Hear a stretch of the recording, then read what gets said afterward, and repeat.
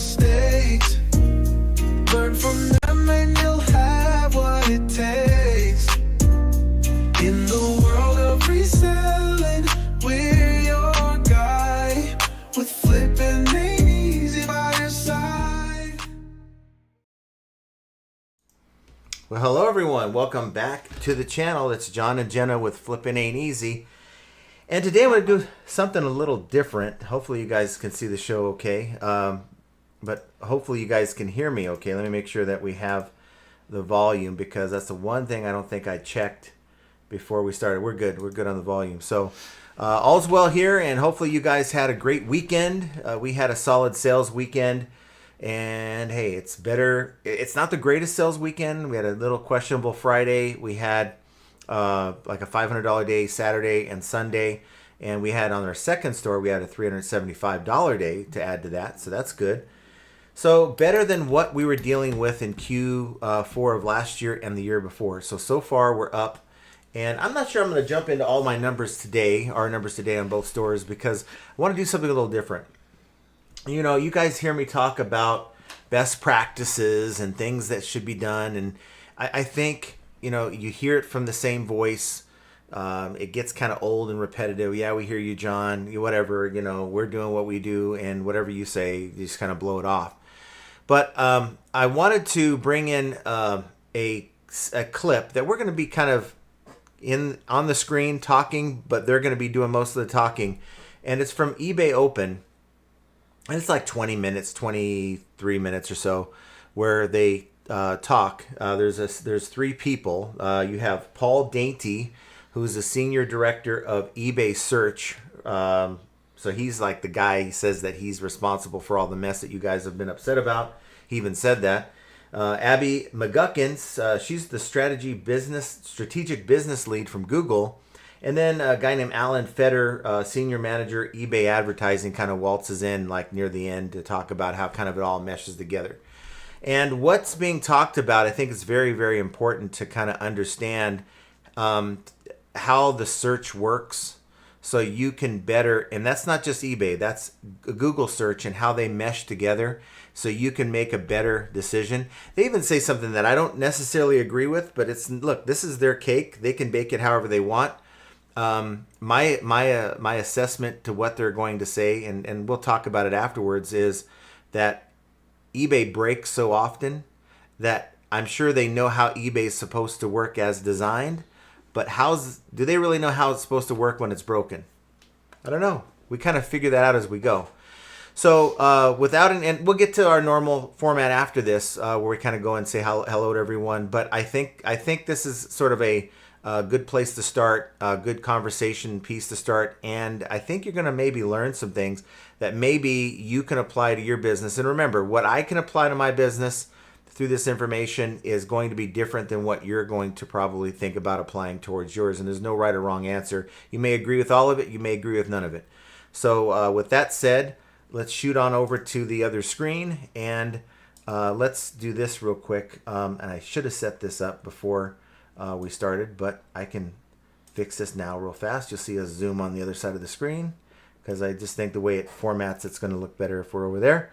And so with that said, let me know if you have any issues with the sound. So here we go. Okay, thank you. Over to you. No pressure.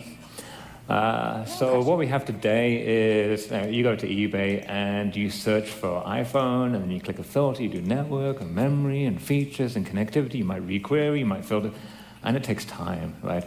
And so that's today, and that's how we've trained people for the last few decades, right? Put a query in and then do all this work. That's what we think this is going to move to. What we're starting to see is it's going to become what we'd say conversational, right? So it's no longer going to really be like search for something, click, click, click, click, click. It's going to be like just type it, or talk to it, or whatever, and you're going to just have this conversation, right? What's the best iPhone for over $300 and the T-Mobile and whatever you want, and this is where it's going to go to. And so this is what we're thinking of, more like conversational search. So when you start hearing things like agentic search, really to start with, it's conversational, like just interacting and talking and having this back and forth conversation instead of having to click a bunch of things, right? And to put it in context, like this is going to be a big change.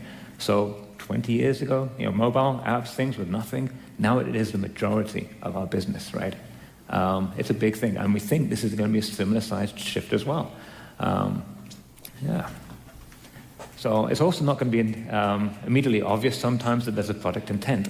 So this is a Macklin Celebrini rookie card, and to me, this is obvious, right? Super obvious.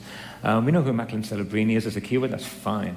But it's going to move something more to the right-hand side here, which is going to be like, show me the most undervalued rookie cards and the likely gain if the team wins the cup. To me, that's obvious. That's NHL. We're talking about NHL. We're talking about San Jose Sharks. That's fine. So these models, yeah, I'm actually a Vancouver fan. I'm a Vancouver fan, so... So he's talking about right now how search is on the from and where we're going to on the right. So we're going to have these models trying to understand these phrases, the conversation, but also the context about the buyer, like where they're from, what they're into. And so like if somebody else was asking that, it may be the NFL, it may be NBA, it could be anything else. But to me, I know it's the NHL, it's the Stanley Cup. So you're going to start to see these models getting this kind of context as well. So what can we all do about this, right? So we're going to get into best practices. And it's not going to be that shocking, really. As you're saying, it's about data. Data, right? It's all about data. So best practices. So for example, like you have this maximum of 80 characters, use them, please. But remember that 2/3 of eBay's revenue come from mobile, right? And what this means is basically on the screen size, you don't get to see the entire title, right? And this might be a very boring example to a lot of people, but this is real world for me. Right, I've got to drill some holes in some metal and doing some van work, and I need to cut new threads, and it's very specific of what I need. I need a 5/16 inch tap and drill bit, and on the listing on the side with a good title, that is front-loaded, right? So I see that first, I'm scanning listings, I'm super lazy, right? So I'm just scanning listings, but I'm not going to go through and click every single thing, no. I just scan it and go, oh, great, got it, move on.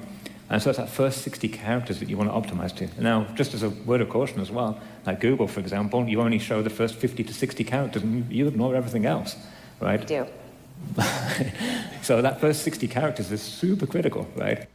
So what he's saying real quick, and this is what I've been kind of harping on for the many, many years, is that we may have 80 characters to work with, but the first 6 words, essentially, think about it as, who's going to sit there and count characters? So think of it in terms as like the first 5 or 6 words in your title, you need to make the most of it, because you may have 80 characters, your buyer might only see 60 on the app. And if they're looking at Google, they may only see 50.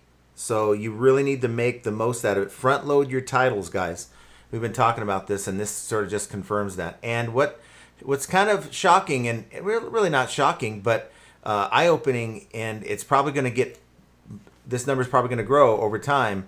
2/3 of eBay's gross value, actually merchandise value, I think that's what the terminology is, because off the top of my head I just can't remember it, comes from mobile. So 2/3 of their sales come from mobile, okay? And it's probably going to be a growing number, so just get used to that. If you're throwing things on the back of the title that probably should be better suited at the front, you're probably hurting yourself. But use the 80. And I say to front load the important keywords, right? Now I'm going to get into my pet peeve, I guess. Oh, come on. There we go. So avoid extraneous symbols, right? My pet peeve is seeing the word look with @ in it. That's a waste. And I get annoyed because it's such a waste. It is such a waste. And I pulled the data. And again, this is data taken from last month. I went through this specifically and I just looked for all the titles that have look in them versus the titles that don't for the similar items. And guess what? The click-through rate on these listings that have the stuff in there are 4 times smaller, right? Don't do it. 4 times like things less like free shipping. We actually badge up the items to show you free shipping. We work on this in the item card to show this, but there's no need to mention this, right? And so what also happens for search is you're putting these things in, and we do something on the title called token extraction, right? So we're trying to find all the different tokens in here, and we extract them, and we try and figure out, does that match to an aspect, does it match to the data, all these things. We are going to ignore all this other stuff here, right? Because it doesn't match to anything. So we basically ignore it, but you've used half the space up, so you're relevant. So wait, real quick, I've never heard of what do you say, token extraction? That's kind of strange. So they take the title and they try to figure out the relevance of the title, and if you have nonsense in your title, they're not even going to take the time to figure out if yours is a valid match. Is that what he's saying? It's just going to drop. And then nobody's going to click it. So it's like the worst of all worlds. Yeah. And then I'm always looking at my titles as well. So I was just the other day listing, like vivariums, right? I've got these old lizard tanks, and I list them, and it's not really working out that well. So I go through and I look at what everybody else is doing, right? Oh, it's not vivarium, it's terrarium, enclosure. Oh. I make the change, I update this, I use all my 80 characters to do it, and I get like 200 more sessions coming through, 200 more visits, and they sell. And by the way, I've got 2 more to sell, and I do offer shipping. They're 4 foot by 2 foot wood. You don't really get them over here, and I do ship.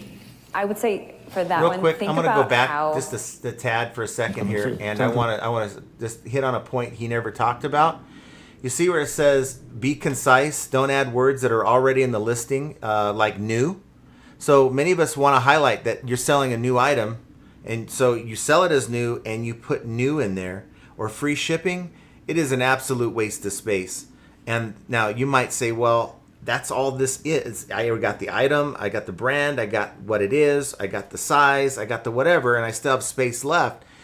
You need to go on and maybe figure out, and maybe you can have AI help you, find some keywords that you can fit at the end of the title, because it certainly does get looked at in search, because they do have I don't think it's on here, there's a number that says the more letters you average. So if you average, say, like I think we average 78 out of 80 characters on our titles, the better success your listings are going to have, just in general. More visits, and they sell. And by the way, I've got 2 more to sell, and I do offer shipping. They're 4 foot by 2 foot wood. You don't really get them over here. And I do Hurry ship. up with your show. I would say for that one, think about how people search. Yes. Think about what they will type in when they're like, I'm just trying to find this thing. She's from Google. What would they be? Right. Keep it simple. Right. And so what we also see is like over 40% of people using search use filters in some way. They either requery or they click a filter or something like that. And what I see in the data, again, like last month's data, is that the people that provide us more attributes just tend to do better. And what's happening here, and we'll get into a little bit, is when you do your query, you're doing this filter and refilter and refilter and refilter, and eventually, if you don't use these attributes, you drop off, like you're nowhere to be seen. And so this varies by category, it's very general, but you can see like people with more attributes tend to perform better, right? And by categories like sports trading cards, like you need like 12 aspects in there, really. But you don't need to fill out everything, right? There's no pressure to fill out every single attribute, you just do what makes sense, right? So sellers that provide at least 7 attributes perform over 2 times better than those that just use 1. So if you aren't, and attributes are like the requested item specifics, not the required, because the required you have to have, otherwise you're not getting any exposure. In fact, I don't even think it's going to let you launch the listing. But the requested, you need to find, if you can, find the as many as you can, fill in as many blanks. And I don't always have in mind everything completed, because there's things that really don't apply. So don't just put a value for the sake of putting a value either. So, for example, you have the required thing, so you've got to choose a required thing, but everything else is optional, right? So I'm listing another example. I've got an IKEA lampshade I'm listing, right? It's new in the box. It's available right now. And I've got to fill out all this information. I don't know all the information, right? But sometimes the listing flow is asking me for things like a character. It doesn't have a character, right? So I just don't fill it out. I just fill out what makes sense, add it in there, and then just keep optimizing. So what's going to happen in the future is, hopefully, ideally, we start filling out more of this stuff for you, right? That'll be good. That'll be very helpful. But we're also going to be using this data when we talk to like AI, conversational search. We're going to be doing all this extraction to understand like, when somebody writes something in there, we're going to try and map it to the listing as well as using the title. We're going to use all these specifics, right? So it's super critical to have this information. And then if you think of where we're going to go to in like 5 years, 10 years, it may not even be, oh dear, malfunction. Blame the beard. There we go, better. There we go. Beard's always the problem. Yeah, so where we're going to go in the future is it may not even be a website or an app. You might be asking your own agent to talk to another agent, something like that. And so this data is going to be really, really critical to turn up. Yeah, I'd say all of this is ringing true, and then everything that you are providing for eBay that's showing up on eBay's site is the same data that we leverage to list on our search engine. So what flows through to eBay will flow through to us. And so the higher quality, the better quality for you. Right. It's getting those filtered searches as well, getting all that traffic. And again, I fill out all this stuff because, I know. I spend the time doing it. He just hit on a key thing that you guys got to get more of a focus on, and it's traffic. Think about how to drive traffic to your listings. And we kind of dismiss impressions and views, but they're more important than you think. You may have a lot of views, you may have a lot of impressions, and not a lot of sales. That speaks to other things that's going on within your listing, but you want to at least help eBay get that traffic to your listings. So you'll see an example like this, few item specifics there on the left. And then you'll see the better item specifics, and it just fill out more. And as more people filter, these listings on the right are going to turn up more frequently. They're always going to start showing up. So the tip is when you're going through and you're making a listing, do a few searches, do a few filters, and see at which point do you disappear, right? Okay, now I think. So this here explains why some of these, if you're using like an AI lister or something that's doing the work for you, filling in the item specifics, while you might be getting up to 4 times more traffic because you have better item specifics than you were using before. I get into, which is a slide. I get into images. Okay. So the first thing, I know it says 0.3%, and that seems so tiny and nothing, but take a look at our earnings statements from last quarters and apply 0.3% to that. It is a big deal. Right, and we can start seeing that having more images performs better as well. So aim for about 6 to 7 is what I'd say. I'm going to talk about watermarks in a little bit. But really where we're going to go as well is think about things like image search. Like we're going to need more images to understand. We're going to do all this extraction on images as well. So the more that we have, the better it's going to be. Anything else on that? No, let's get straight into, into the slide that I'm pretty sure I was never going to be able to share. This was a win. So he had a caveat before he came on, the part that I skipped, because we're not far from being done here, but the part that I skipped, like the first 8 minutes, he was saying, I'm going to be able to talk about something that they're telling me I can't talk about before, but now they signed off and said I can talk about it. So I think this is that part. For real click-through data from July. I am surprised I can share this. This is great. So what you're seeing here is actually the percentage of click-throughs for the results based upon each of these items. And this is organic data, so we don't take any sponsored information into that at all. It is literally just people coming to the site and clicking things. And what you can see here is really interesting is the images that are really clean have the better clicks. Now, you would also think that ranking would have an impact as well, and sure it does. But in the bottom, you've got that one with 16% click-through rate. And it's getting more clicks than the stuff above it. That's right here. Because the image is nice and clean. Now, if you look at the images beside that on the bottom one on the right, 1% clicks.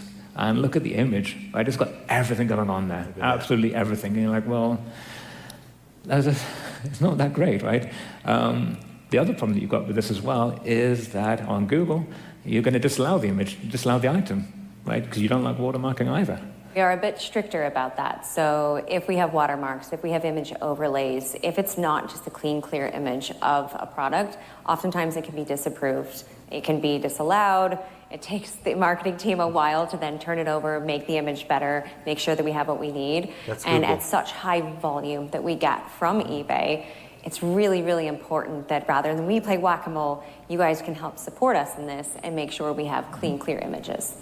Right. And then we've got to take that image and we've got to do all this extraction work, and it's like, well, if it's just a clean image, we're great. Absolutely great. Business card with the user's ID or name on it? I'm sorry? You take a business card and put your user information on it, your name or your business website. Within the photo? Yes. That can be disapproved depending on what it, like, She was asking the if you size can have and like how your much it business takes card up. in the photo. They want a clean, clear image of the product. You are only talking about listing photo number 1, correct? We'll talk about all of them. And they're But we asking only, if it's the just search the today, first we photo. only show one. For Google, generally, we do pull the primary image unless there's something wrong with the primary image, in which case it goes to secondary and it gets disapproved. It could be an issue, but I do know that you have supporting images. Is there any other way to prevent image theft? Because that's really the main reason. And you guys, this guy's asking, is there any way to prevent image theft? No. don't worry about that. I mean, if you're worried about people, if you're scouring search to see who's stolen your photo, that's time. I mean, I get accused of wasting time all the time, but that shouldn't be a focus that you have, really. Use the watermark. That's a great question. Off the top of my head, we have been looking at it as well. I don't know the answer off the top of my head, but I'd have to get you details and give you the follow-up. That's all right. That's a great question. Okay. Where are we now? Okay. This is a contentious one. So about ending and relisting items, right? We all think that ending and relisting is the way to get more visibility, but over time, it actually does end up hurting your long-time performance, right? So, for example, like just in the context of eBay, so every time you make a listing, we have to store that listing, right, and everything that goes with that listing. Then you end it and relist it, so we have to make a new copy of that listing and keep the old one, right? Now you make another listing and do the same thing. I have to keep the old listing, that older listing, and a new one, right? And you do it again and again and again. You do it once a week. That's 52 times for an item.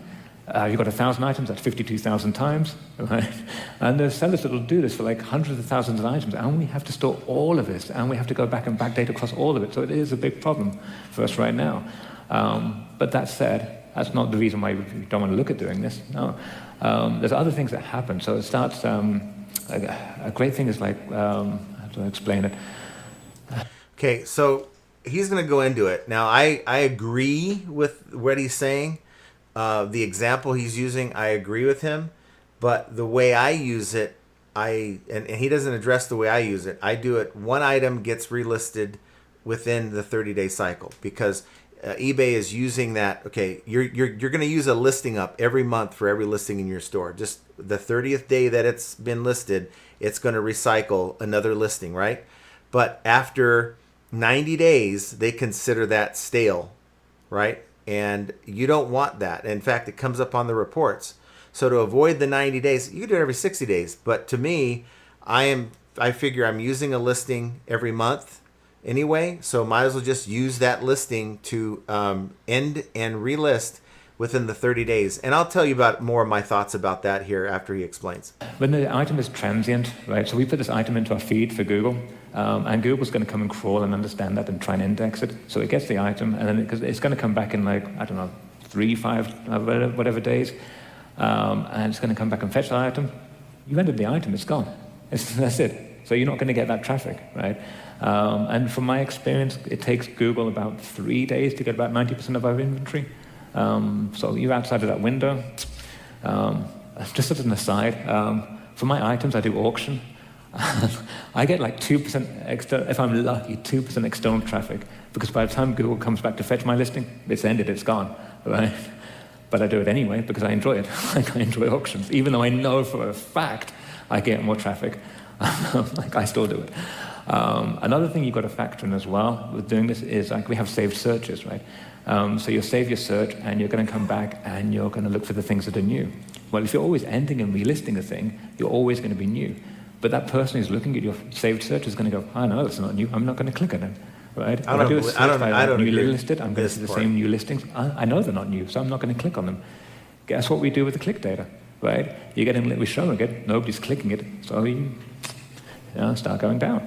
Because we're looking at... He's saying that if you keep ending it and relisting it or sell similar, that a buyer will keep saying, well, that's not a new item. I keep seeing that item and I don't want to see it again, and they'll just bypass it. But that, I would say, is true for some categories, but not all. Like if it's a collectible or antique, someone keeps seeing the same damn thing. That's the thing. What are you laughing about? Thomas said, I have a weird urge to play some ZZ Top. At engagement, we're trying to optimize for people buying things, right? But it is a big problem, and we're working on it. I understand exactly why you want to do this kind of thing as well, right?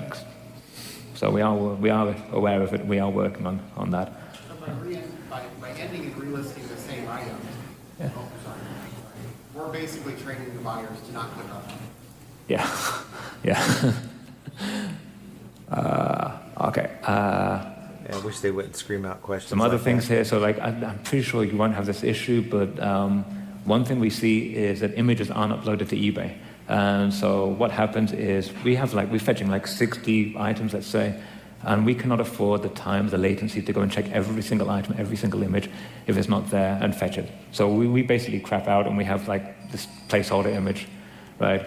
And then we're sending that, and then we're going to send that over to Google, and you're going to disallow, right? We so will. just check your images are uploaded to eBay. So sometimes you might have a like a third-party provider for you or something like that. Just check they are uploaded to eBay, because you do not want this situation. It doesn't happen that often, but we do see it. That's the thing I would just say on that. And then best practices. So one thing, like a lot of stuff is personalized, heavily personalized. So when I'm testing things, I'll look in an incognito browser, and I'll just see what's happening there. But even then, what I see in my incognito browser, you would see something different. So we do a lot of work behind the scenes as well, like where you're based. He's talking about doing searches for your items through incognito mode. I think someone's at the door. He's talking about searching for your items in incognito mode to where you can see where your items are coming up, right? I say the same. You could do the same thing by looking at like a different browser without being signed in. That way it's not taking what it thinks you like based on your previous search history, which if you're like me, your search history is screwed up because you're searching for stuff to resell anyway, not personal stuff. The browser, like all these things, device type. So even then you'll start to see it. So I wouldn't worry too much about how you see the rankings necessarily. Just see if you're turning up in filtered searches, that kind of thing. One thing I find is keeping handling times down as well. Tends to work out pretty well. And then my other favorite is discounts. And we really do see things like this. And we're going to talk a little bit about discounts in a minute. But keep the coupons and incentives like easy, right? Just percentage or dollar amount off, right? And make them meaningful, right? We really do have things like 5% off 3 sofas. No. Yeah. And you do it because it's going to give you this little red text on the item card and coupon, and nobody's going to click it, and guess what we're going to do? It's hard for Google to digest that information. Yeah, it happens. Believe it or not. Okay, I've got 5 minutes, so I need to just get through. And FAQs, yes, we do use item descriptions for search. Yes, we do. Just because you don't necessarily see it doesn't mean we're not using it. I've been telling you guys, they use item descriptions for your search placement. Seller performance, feedback, shipping, handling time, return rates, it all matters to us, and we do take that in. Listings take about up to 24 hours, but typically it's 5 minutes, unless you're doing bulk upload, right? You need to look at that one. And yeah, I just use product research hub, stuff like that. So I'm just going to try and get ahead. So just coming back to coupons, this is why you want to look at coupon data, because we're going to have these additional integrations coming through where you can see, like, we're going to have these call outs coming out with like money off with a code, and that's going to help drive your volumes. So now I am going to hand over and bring up Alan. And yeah, here we go. Bring on Alan here. So Yeah, here comes, now, real go. quick, here comes this guy named Alan Feeder, and he's from Senior Manager eBay Advertising. We literally got like I think, 4 or 5 minutes. I don't think we're going to go the whole way with him, but it is kind of interesting how he brings it together. And now he's going to talk about offsite ads here, but I think there's some people out there that could use maybe the understanding of how it works. So, and maybe if it's something they want to do. I'm not here to push it on you guys, though. Cool. Thanks, Pete and Abby. So my name's Alan Feeder. I'm on the advertising team here at eBay. And this is my first eBay Open. So super cool to be here and see it all come together. Be here with you guys. Understand your business, how we can help you. You might be wondering, why is advertising up here when we're talking about Google and search? But I think it'll make sense in a minute. But this topic is heavily reliant on a lot of the best practices that Pete and Abby just walked through in terms of how search works on eBay as well as on Google. And so we just want to get into that. Yeah, okay. Cool. So we've talked a lot about the partnership between eBay and Google, how we're working to optimize the way that we market the listings, and the future of search, AI, and all of these fun things. Real quick, not funny. This was put out in eBay Open in August before they announced this new change. To talk about that everybody won't stop talking about. Even though they probably We've know also about it. talked a lot about best practices, no watermarks, no, include free shipping if you can, or make your offers meaningful. All these things will help your items stand out, both on eBay as well as on Google. But you might be saying like, okay, cool, I do all that. My images are good, my titles are locked in, my price is competitive, I offer returns, free shipping, whatever. So I want more. I want more traffic. It's great that eBay's marketing my listings, but it's just not enough. Maybe I have margin and I want to spend that on advertising efforts. The marketing campaigns perform very, very well, but there's no real lever for sellers to control. Nothing to pull to say like, hey, I want to have my things served right now. So this is where the advertising product of Promoted Offsite comes in. It essentially sits on top of all the technology and infrastructure that we have with Google. Abby mentioned the product feed, all these APIs, everything that we've been doing over the last 20 years? I don't know, but it's been a long time. Which means we also have a lot of data and a lot of knowledge about how this all works. Whoa. So with that, and based on feedback from you guys, we built this product. And it leverages everything that is good about the partnership that we have with Google, as well as what happens with the eBay marketing team. Any tests or optimizations or anything with AI that goes on in that world, it automatically gets cascaded down to Promoted Offsite because it all uses the same technology. This basically helps you stand out even more in literally a sea of billions of items. I think eBay right now has Billions just of under items. 2.5 billion active listings. And they're all fighting for competition and for spots. So you want to do whatever it is that you can do to make your items stand out as best as possible. And That is probably the most important thing that anyone said on this, that your items are fighting for placement, and it is your job, if you want to see more sales, especially right now we're in the heart of Q4, you really need to do the things that you can to give your items placement. And I'm not even talking about what he's talking about. I'm talking about just the general basic things. If you wanted to do offsite, I mean, you can. I'm not a big advocate of it for what I sell. perform as best as possible. Whoops. And these guys are not trained. I think I to screwed that up. be public Yeah, speakers. so let's just get into the product a little bit. I want to talk about a few different aspects of Promoted Offsite.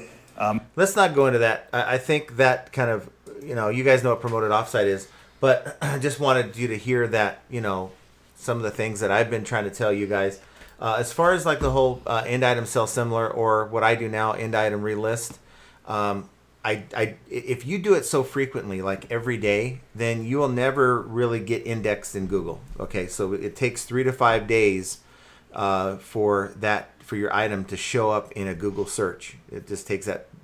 And from what I've been told, it could be quicker, could be longer, depending on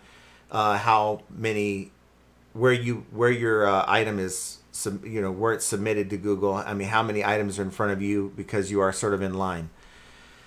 So if you do it every week, if you do it weekly, you may have your item shown on Google 1 or 2 days, right? So what I do is once a month. So, okay, take 3 to 5 days. I don't care. I still got a solid 3+ weeks that my item is going to be already indexed in and showing on Google.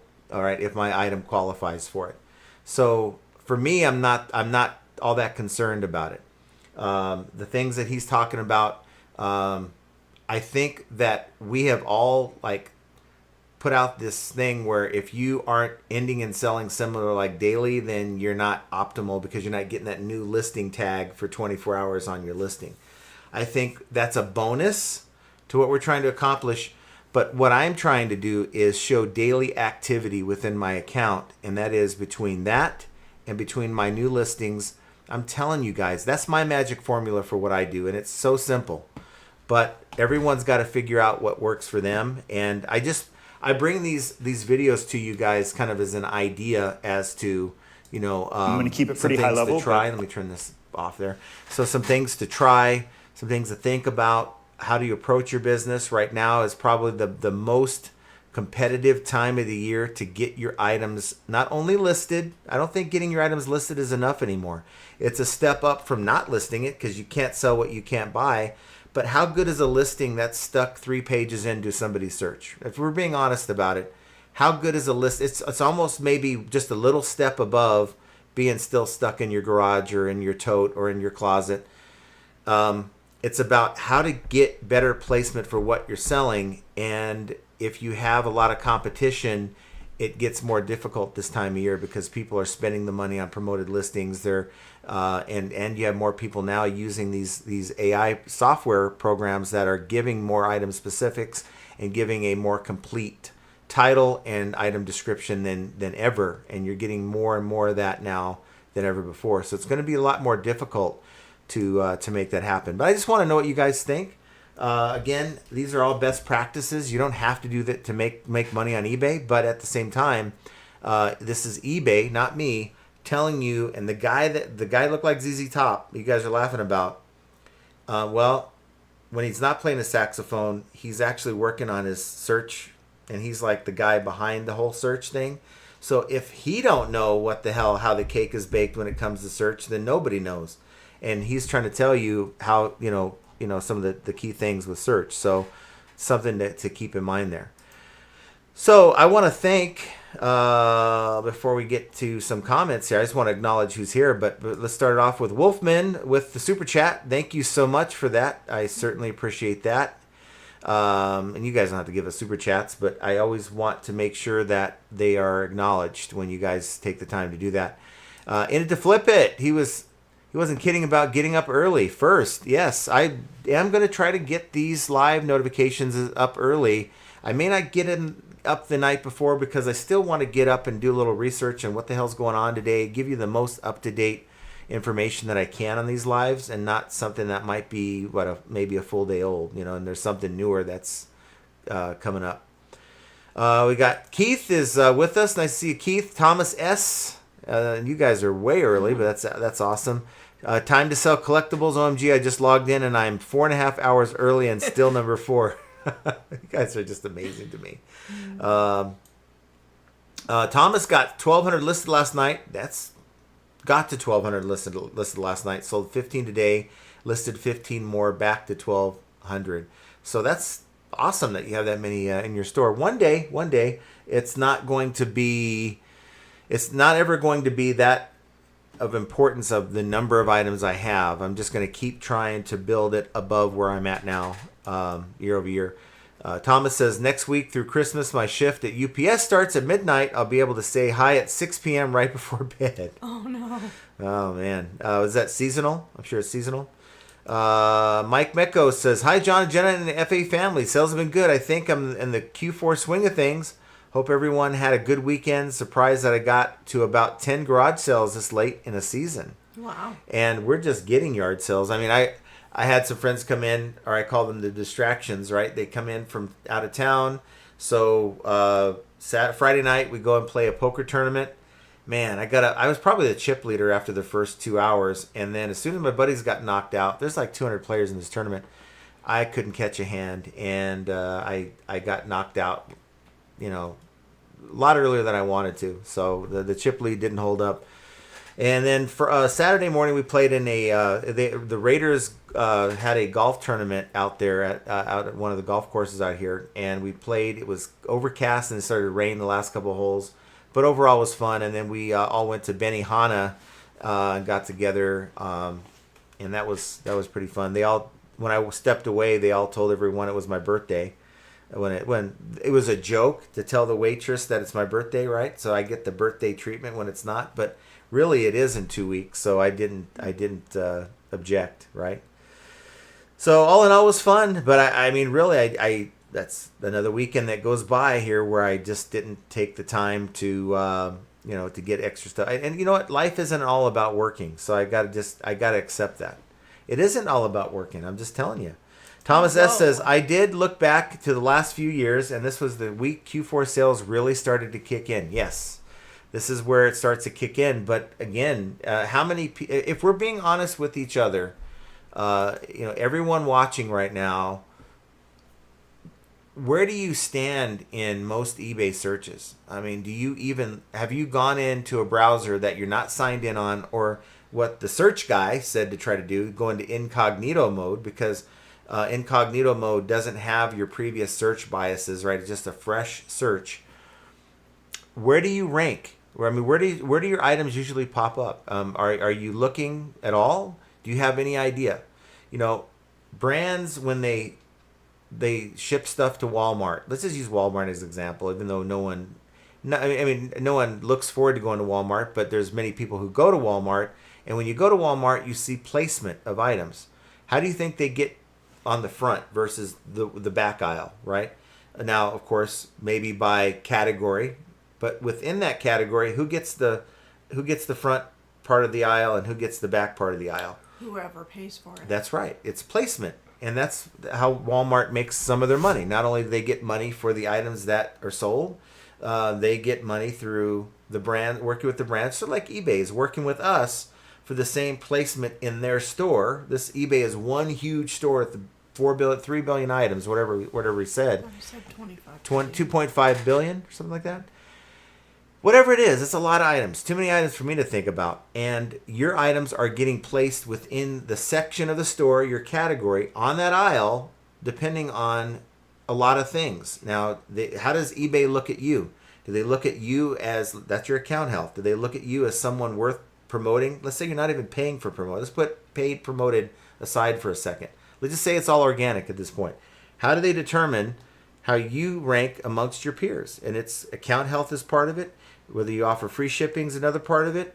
Your handling time is a part of it. Your price, your number of photos, all the things that we try to look at are being considered. And how many people really know where they stand? And I'm willing to bet every brand that Walmart deals with knows where they stand. So if you don't know where you stand, it's time to maybe make it a 30-minute project where you're just going to see, for various things in your store, where you pop up in an incognito search and see how that works. Thomas says, wife is listing and I'm listing at the same time. Pump up the volume. Brothers and sisters dance. Pump up the volume, pump up the volume, pump up the volume. Come on. No, you don't even like it. That's Mars. In it to flip it, yes, a little one that was cold, an old song from the 80s. I think that's the one by Mars, right? Pump up the volume. Thomas S. watching Primo's live and replay until this one starts. Talking to myself again. You guys were awesome. Yes, you did get me. I have the Tree Cat shirt on with the Angels hat, even though Angels haven't done nothing this year. Not sure, but why? But my shirt is gray, not green. I think that was his prediction. I don't think they've caught up yet. So he was very close. I'm just sitting over here in denial about it. Almost an old lady doesn't sound any better than old lady. LOL. John with no H will be wearing a blue shirt. This is in it to flip it. And as normal, Jenna with 2 N's will be looking fabulous as always. Aww. We got Duncan, the channel for crickets, cicadas, and KFC for Jenna. Buy Jenna KFC when you hit the like and get a free cricket in your KFC. Thomas says, I read that KFC in Australia is actually more healthy than the U.S. It probably is. They probably use real chicken. Ew. Never again. Brenda says, hello, everyone. Sales have been, I'm just kidding. Sales have been slow. I've been busy getting the yard and house ready for cold season. Yeah, we still got leaves or branches that we've got to throw away that we're dealing with, so that's fun. Christopher Nutter, question for Jenna. Someone in Discord sold some CoverGirl makeup. After you open it, will it turn dark after opening it? Someone in Discord sold some CoverGirl Really didn't makeup listen to what I said. after you open it. No, it shouldn't change colors unless it oxidizes. Some foundations do oxidize, but they don't turn very much darker. They are just slightly darker. But that used to be a thing in the past. That doesn't really happen very often anymore with brands. Even drugstore brands They don't really do that very often, but there are still some that do. CoverGirl, I have never liked CoverGirl because their shades are always wrong. And I wouldn't know a thing about it. Yeah. Coppercat says, hello, John, Jen, and FA family. Rushing to get the last few Christmas items listed. Mm-hmm. Had most done, but life throws curveballs. Well, get them listed. You still got the last minute people, too. I mean, the first couple weeks of December, you still going to get that action where people are like, oh, crap, I forgot to get something for Aunt Thelma, and I missed Black Friday. Let me go to eBay and find it there. Derek W. Pat is with us. Nice to see you, Derek. Brenda Smith says, I ended up hiring a former student who is starting a landscape business to rake most of mine. Oh, man. I wish we could do that. But Leonard, actually not Leonard, but Duncan, I'm thinking of my buddy Leonard, his last name is Duncan, says, you can do it! Thomas says, good thing they got Primo to join the PPP podcast, otherwise it would have been just John talking about AI the entire time this last week. Okay, to our credit, Primo and I didn't talk about AI. And we talked about the two problems, and I think, if I'm saying this, it's because I'm just telling you the truth. I think we did really one of the best podcasts of the year, and we talked about the two things that sellers are going to be facing right now and coming up. And if you haven't watched it yet, why have you not watched it? I think it was a great discussion on what's happening, but not only talking about the problems. How do you handle these problems? So when we're done here, make sure you go and check out the Profit Playbook podcast. And another thing, guys, we've been sitting on 1,990 subscribers on that channel for like the last 2 to 3 weeks. Someone do me a favor and go subscribe to the PPP. Put us over 2,000 subscribers. I'd certainly appreciate that. Brenda Smith says, my grandsons used to help when they lived here, but their mom bought a house down the street. Yeah, so yard work, we pay for the yard work the yard guy wants to come by every month, and it's like, nah, it's like, we don't have grass, and we have a yard full of rocks. The only thing they're cleaning up is the tree leaves. Bushes and droppings and all the fun stuff. And the thing is, once every 2 months is good enough. And he's like, are you sure? No. Once every 2 months. Mm-hmm. Honorary Squaw says, howdy, John and Jen and FA chat family. Nice to see you, Honorary Squaw. Hello. Thomas is a 1992 grad, so yeah. When did you graduate? 91, class of 91. You guys are both old. Fohai grass of 81, class of 81.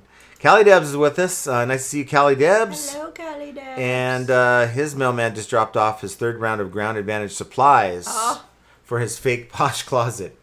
Third round? What the heck? Now, you had mentioned something. You guys bring things up, so let's talk about it. So you want to bring it up. Check this out. Courtesy of Liz Morton, valueaddedresource.net. If you're a Poshmark seller, panic as listings are mass deleted in error, causing account suspensions. Wow.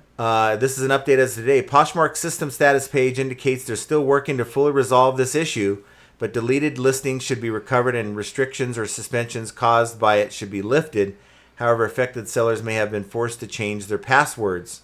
So it sounds like there's maybe someone got in there and hacked some things at Poshmark. Someone's saying it's the Sidekick. Sidekick is I guess some kind of a listing tool. Yeah, all of ours are gone. They're gone? Yeah. So, yeah, all of our listings are gone. Thanks, Poshmark. Let's see. So they said something about a disgruntled employee that had accessed Sidekick systems. They could have potentially used that to obtain login credentials, which allowed them to delete listings technically outside of Sidekick. And either way, they're very concerned that the requests to close their Sidekick accounts are not receiving any response. So they're getting a message. Also, they're getting the warning that we want to let you know that we noticed some recent activity on your account that alerted our excessive listing removal. Don't worry, your listing privileges remained fully active. And it says because this is your first time. But this person says that they went in and their listing privileges were revoked. And they got a second email saying that they're not revoked, but they're still not able to make a listing. So you got all this nonsense going on here at Poshmark. And I don't know if it's still happening. But this is their response. We're investigating an issue primarily affecting some sellers who use third-party services resulting in unexpected listing removals. We know how frustrating this is, and we're deeply sorry for the disruption. Our team is urgently working to fix this issue. I can tell you one way you can get around it, something like that in the future. See, these things happen from time to time. eBay does it, Poshmark does it now, I guess, where they lose your listings. So they'll reinstate, okay, you can list again, but you've lost your listings. You see this shirt, Tree Cat? You get a library of listings. So whether it's up on eBay, Poshmark, or Mercari, it's all under one library. And within minutes, you can have if Poshmark reinstates your listing ability, within minutes, you can have these listings put right back on as if nothing happened. Whereas other people may have to get in there. If Poshmark's not able to recover these for you, you're going to have to create new listings again on Poshmark. So just putting that out there, because I know there's some of you that do sell on Poshmark. Jenna just looked and our listings are gone, right? So we'll be able to go on to TreeCat and then just reinstate them, provided that they're not putting us in timeout because they think we're part of this nonsense. See, unless there was an email sent, I didn't see an email. Yeah, I've never heard of Sidekick. I mean, there's all kinds of programs out there, right? But this Sidekick is sidekicking all of our butts today for some reason. But nonetheless, hopefully you're not affected by it. But if you are, and you don't want to deal with this ever again on any of these platforms, whether it's Mercari, Poshmark, eBay, and TreeCat's coming up with other platforms as we speak, they're working on things. You're going to be able to just be right back into business while other people are going to have to do things all over again, which is a pain, absolute pain. So that I wanted to tell you about. Let's see. Biscuit Butt is with us. Nice to see you, Biscuit Butt. And Keith's with us. His week has been pretty good, to be fair. Good. Ping G says, Happy Monday, John and Jenna in the chat. Hello, Ping. And Underscore says, I love that this chat has all ages. Yeah, I think we're we well do represented. I think the demographics are like anyone over 18, which is fine. I mean, I don't think kids would care. It's like there's so many things to watch.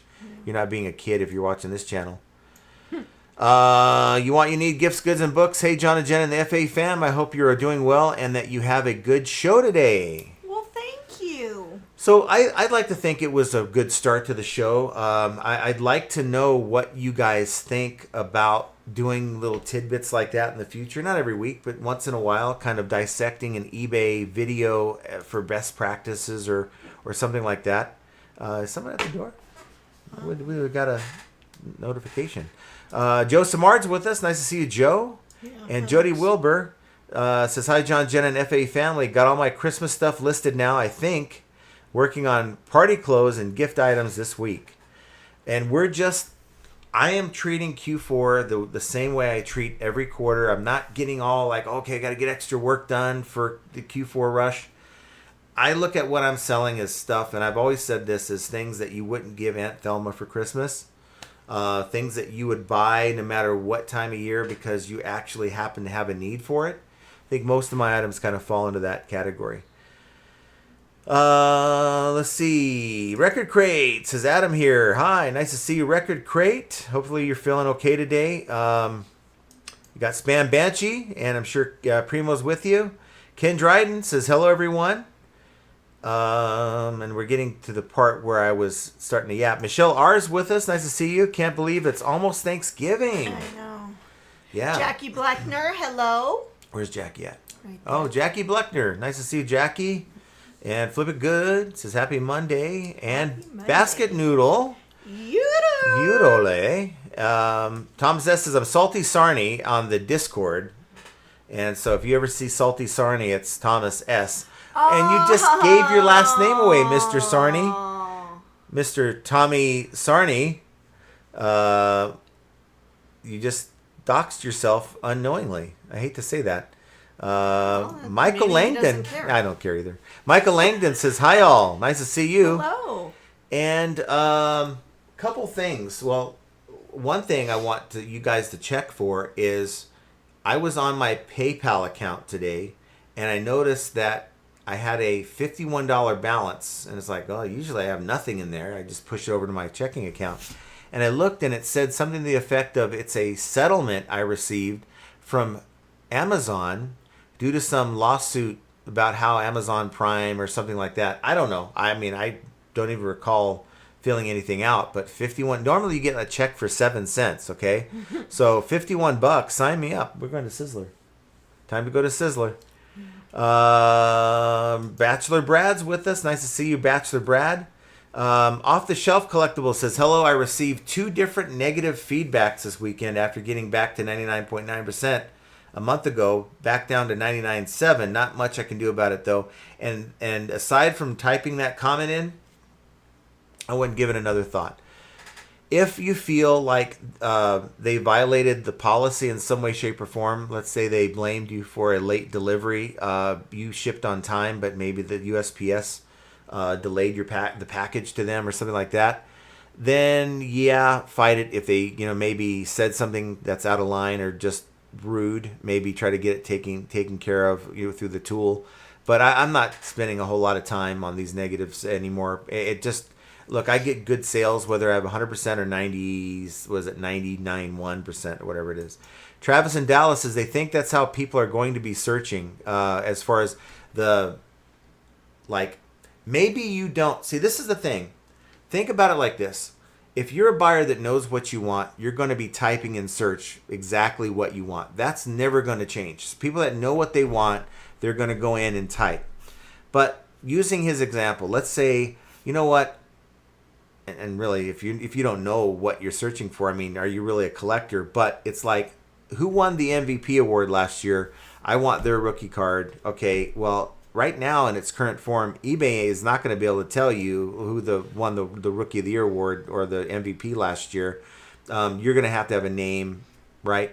But through AI, what he's hinting at, it's almost like they're going to adopt some kind of an AI that's going to work the way our current AI friends at ChatGPT, Grok, and Gemini will work. When you go in and type in a question, it's going to find the answer, and they're going to take that answer and put it into search. And it's then going to search, boom, all that information. So maybe there's someone who, and I'm sure that it's happened right now, where people right now are searching on eBay, and they're like, what the hell is the name of that thing?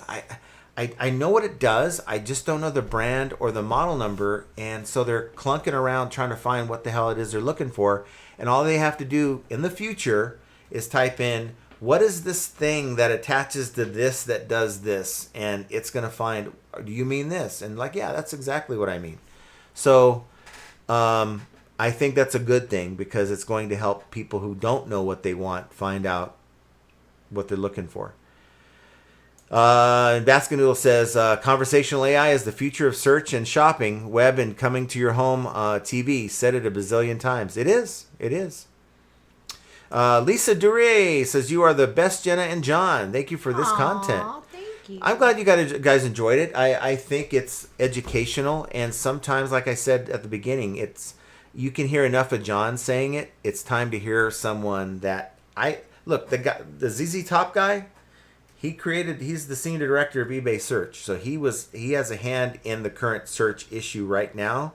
And I'd like to think that those people, while they're not public speakers, I consider those people experts, because they know, and this guy's running his own store on eBay as well. So he's a seller, and believe you me, he's taking best practices to another level, because they know about things that we don't. Rita C. Forever says, that is eye-opening. I'm glad that you were able to enjoy that. And then you need goods and books. I'm a Vancouver fan too, in beautiful BC. So he was talking about a Vancouver hockey team. Let's see. Click the likes. Yes, get your sale within the next 24 hours. That's kind of what we do. We put it out there, put the positive vibes out there. So hit the like button, get your sale. Your sale. It could be a $5 sale. It could be a $100 sale. You're going to get a sale. Jody says, sales were great over the weekend. After such a slow start to the month, sales are now getting back on track. Mm-hmm. And I just like to see more consistency. So I'm trying my best to be consistent, and I'm kind of hoping to get that same consistency back. So let's see. Michael Mullet says, hey guys, glad I could catch the live with you guys tonight. Well, we're glad that you're here. That's awesome. We got Gail Carlson with us. Thanks for being here, Gail. As you can hear, we have our sounds fixed today. Watch LDN says, hello all, wishing you all great sales. And back at you. Hopefully you guys kill it. No, I said hi to Derek earlier, but I'm back. Hello to everyone I missed. I said Hi, hello Derek. I said hello to Derek earlier. I didn't. Well, that's not a me thing. That's a you thing. Basket Noodle says, within the next 2 to 5 years, it's your TV remote control acting like a dumb cell phone, but adequate to find merch and more.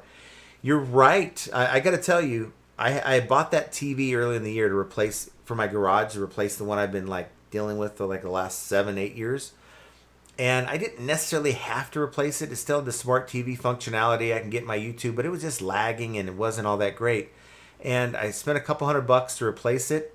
And it has one of those remotes where you can go into search and say what you want. And it'll, instead of you having to go through and find the letters and type it all in, it does it for you. And I'm telling you guys, I can't get mine to work. the future is coming. And we haven't, in 5 years, we're going to look back to where we're at now going, you guys were asking questions of AI before? That's nothing compared to what AI is going to be doing or what it is doing now. So hang on, guys. If you are AI resistant, it's only going to be a matter of time. This is the same conversation we had when the people bought the first iPhones back in 2007. And they were like, yeah, this is an awesome phone. They're like, my flip phone does just fine. I don't need all that smart stuff on my phone. I remember these conversations. And I'm willing to bet that person finally caved in and got a smartphone. And they're pretty reliant on a lot of the features. I'm willing to bet. Let's see Devon! here. Devon's with us. Hello. It says, hello. Nice to see you, Devon. And I know that there's some comments that were kind of gone over when I was doing that presentation, so I'm going to try to skip some of it because, we were already there and done that. We don't need to talk about a lot about some of the unimportant parts about the guy looking like ZZ Top and all that stuff. Basketball says, the problem eBay has, same one Amazon had, accuracy of seller-specific items data. And that's always, in my opinion, the inaccuracies that we've been seeing on eBay search is because they're trying to take into consideration what you searched for yesterday, even though that has nothing to do with what you're searching for today. So let's say a buyer who's legitimately searching for things, they're going to get an idea of what that person likes to look for. And they're going to start recommending these things. For me, based on the search that I do, and we just lost some stuff here. Hopefully we didn't lose our internet. But we lost our screen, so hopefully you guys can see us okay. That was weird. I just lost my chat, so hopefully you guys can see us okay. Yeah, it's fine. Is it fine? Mm-hmm. Okay. So for me, it's probably thinking that I'm some kind of a weirdo. Well, I am. We all know But it's you're going to be like, a weirdo. who the hell searched for toilet seats and car racks and, parts for their vacuum? I mean, it's like all these things. They probably don't know what to recommend to me. Now check this out. Look what it did to my comments. My comments that I was looking at are gone. Oh my gosh. So, all of them are gone. Well, not all of them, but just it's. I think someone like on my internet connection said, you know what, this dude is so way behind. We're gonna help him out here, and they got rid of all my chat. But Devon says my store is fine on Posh. Talking about the Posh problem. Yeah. I didn't even know that was an issue. I'll have to go in. Yeah, it's an issue. So some people, and I think what they had says is it's tied to what the equivalent of an eBay API. I don't know what Poshmark calls it. Let's just call it an API for Poshmark. So if you have an API linked to it, like we have TreeCat linked to our Poshmark, if you have one of those apps on your phone that share your closet, they're looking at that. Or if you have any other of these programs that's linked to it, it might be treating you this way and wiping you out. And I haven't even looked to see if they sent us that nastygram saying that you are, violated our policy or whatever, because that never happened. Paul Rose says, was Vinted ever in the U.S. before? Apparently they are now. More competition for eBay. I've never used them personally, so can't comment really. Vinted does not, that I know of, exist in the U.S. If I go vinted.com, well, yeah, I see vinted.com, and it does say when you click on it, it does say English, U.S. So apparently it's a thing. So you can go on to, kids' bikes, I guess. I don't know. And that's Vinted. So for those of you who were looking for another platform to dive into, there it goes. It looks like Vinted is here in the U.S. That's very interesting. Glad that you brought that up. I don't know if it's going to be any better than Bonanza, though. But there you go. Devon says, I heard people's stores are not listed on Posh. And I don't know what's happening there with that. But yeah. Our store's there, but our items are now gone. We have LH073. I bet that's Lisa because I can see part of the message. Hello, everyone. Slowly but surely, listing Tree Cat helps so much. Thank you, too, for the gift card and all the updates. Thanks again. So Lisa was our winner on Friday. Was able to get a hold of her, and we sent her $100. She took the Amazon gift card. So happy that she chose that option because it's so much easier. You just go and buy the gift card checkout, and within like 15 minutes, the person has it versus the fun we had last time trying to send an eBay gift card. We went everywhere trying to find an eBay gift card because eBay does not offer them on their website. They might now. I don't know. I've never gone back and looked, but before. Yeah, it was a couple years ago. Yeah. And I don't like sending gift cards in the mail. Really, I don't even like sending my packages in the mail, but we have to, right? So I deal with that. If I have a choice, I'd rather send the gift cards digital. Kate, can you guys imagine John just driving around delivering packages? Basket Noodles says, right now, promoted listing due to higher priority rank at eBay gain higher priority rank with AI shopping bots. I still don't understand the shopping bots. They're there. Because you don't interact with them doesn't mean they're not there. But they're there. And look at Thomas. Adios, FAE family. I'm crashing. Time for bed. We'll watch the rest tomorrow. Thank you so much, Thomas. Thanks, Thomas. Get I some appreciate sleep. you. You're going to need it for the next, month and a half. Oh, boy. Oh, no. Thank you so much, buddy. I appreciate you. that. Basket says, person buys via AI shopping bot. eBay doesn't get paid as it's not organic yet. eBay raising rank as why it sold via the AI bot. That's why they're going after promoted change. I understand what you're saying, but I don't quite grasp it. So I just maybe I need to do more studying on the AI bot shopping bot thing. People keep asking me about it. I'm not educated enough. I don't see it when I'm shopping. Maybe we'll have to do a video about it, like talking about here's the AI bots. You'll be doing it because I have no idea. Garden resell thrifts. Good thing I removed Sidekick before the issue happened. Oh.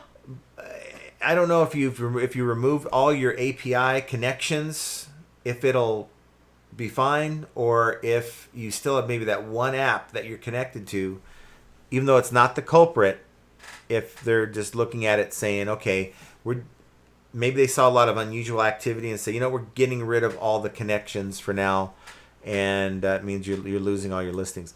Henri Squaw says, Poshmark's recent sharing changes probably making issues for those VA share programs. Probably. The virtual assistant share programs. You're probably right on that. Oh, wow. I wonder what ours is doing. Baskin says, but AI shop bots are not going to change their code, so eBay makes the proper promoted listing revenues, thus eBay has the change. I just don't know enough about it to be able to give you an informed decision. It confuses the living daylights out of me. Todd says, got my eyes measured today for the cataract surgeries. I will soon be able to tell the difference between a stop sign and a redheaded kid. Oh my God. When is your surgery, Todd? Yeah, that's not good. We're gonna be it's like I saw a kid. For you. I saw a kid. I heard a thud, and I didn't know that he had red on. Wow. I don't know. That's a bad visual. But that's the state of his vision right now. Gail says, I'm 70 and still a kid. LOL. You're a Toys R Us kid. Remember that commercial? I don't want to grow up. I'm a Toys R Us kid. Yep. We all remember. Something about flipping your lid from, what is it? Dice? That's probably not right. To games, to video games with the something toy store there is. Okay. Moving on. Someone has the words. Maybe I need to do a jingle for that. No. You Want You Need says, I like the idea of this format, John. They have a lot more information now than they used to give us. And it's almost like, so this is from eBay Open. So they had someone that it took them a solid month to get the video out. But this video has been out for since, I guess, October. And it's one of the workshops that we weren't able to make because there's so many different workshops that, you know, and the food, because the food takes more precedence than the workshops. I'm sorry, that's just kind of the way it rolled. And I just didn't have time for this workshop. So I thought, He was too busy stuffing his oh face. man, you put out a good spread. eBay wins the Spread of the Year award. They put out really good spread of food. I'm telling you right now. No, Benihana's has No, way well, better. Benihana is good food, but eBay put out a good spread. I'll tell you that.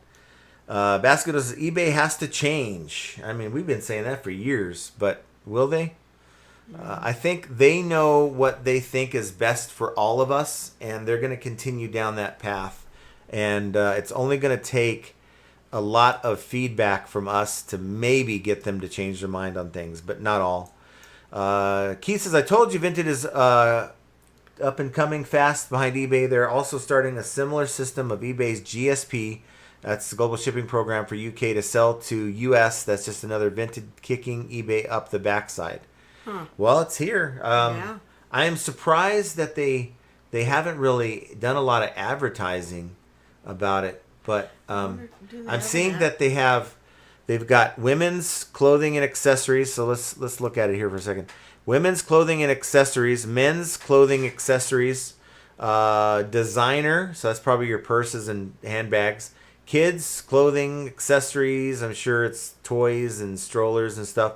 Your home goods. So all your home and office stuff there. Electronics. There we go. Your computer games. Your accessories and stuff. Entertainment. Books, magazines, video. And then you got your hobbies and collectibles. Sports. So sporting goods and stuff. And that's it. So that's a good start. I don't know what it's like in the UK, how many categories they have, but it seems to me like it's a good start. And it's, to me, not going to be an eBay killer like it is in the UK, it seems. It seems to me, if Vinted has any level of success here in the US, it's going to wipe out Mercari. It seems like it's a Mercari killer right now more than anything else. And maybe a Bonanza killer, but I think they offed themselves a long time ago as soon as they started charging fees, at least in my eyes. Garden Resale Thrifts, I canceled them because I keep using that list perfectly sharing tool. Okay. Honorary Squad, do not use VA for Posh and my store is fine. That's probably the difference if you have a VA program or not. Let's set in there or not. Baskin says, in layman's terms, AI shopping bots short circuit promoted organic revenues.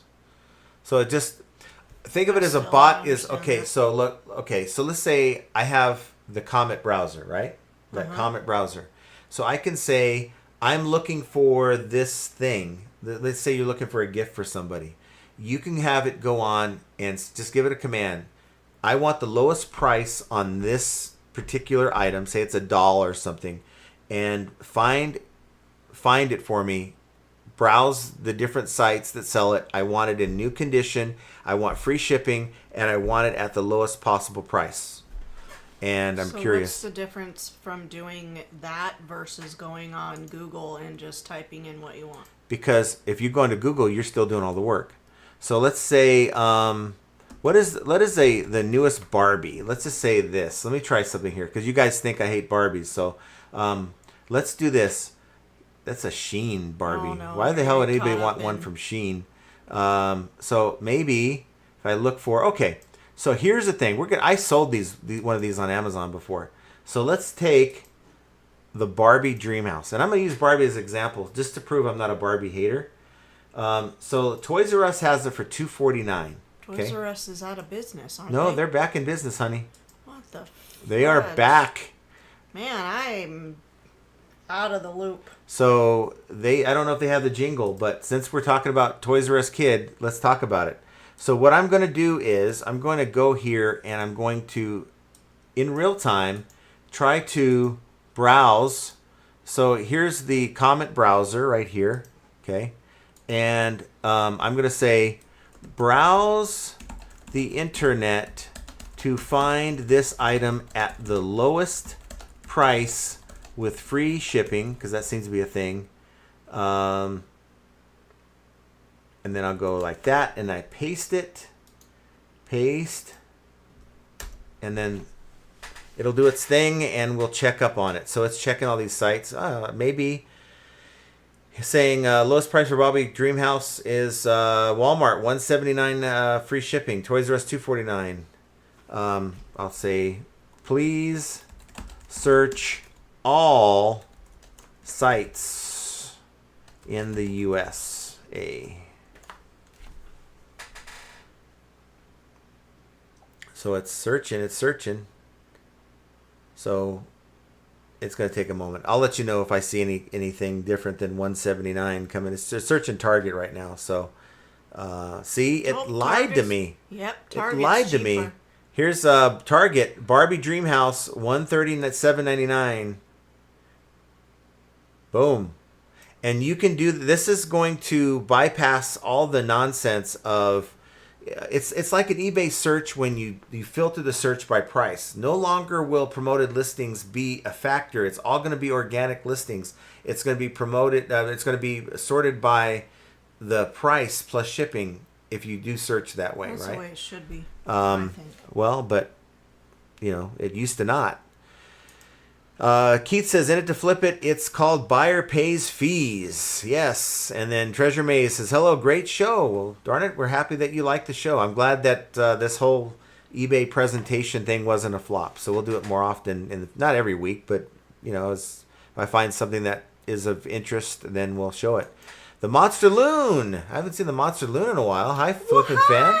Nice to see you. Graham Bates says, this was the type of video that made me want to subscribe to FAE. Aww. Well, darn it, we're glad that we were able to meet that So you don't like expectation. when we go off the rails and talk about things that are not reselling related? Yeah, but that's why they're here. There's so many good Because videos. Let's That's be the real. only reason I come here. Let me be real with you. Just in case you haven't noticed. If we just stop talking about eBay and reselling and just tried to just use our good looks and charm for everyone to put together nonsense videos and talking just about random things, people wouldn't watch. No, they wouldn't. Yeah, so Yeah, you're right. we gotta know what our lane is, right?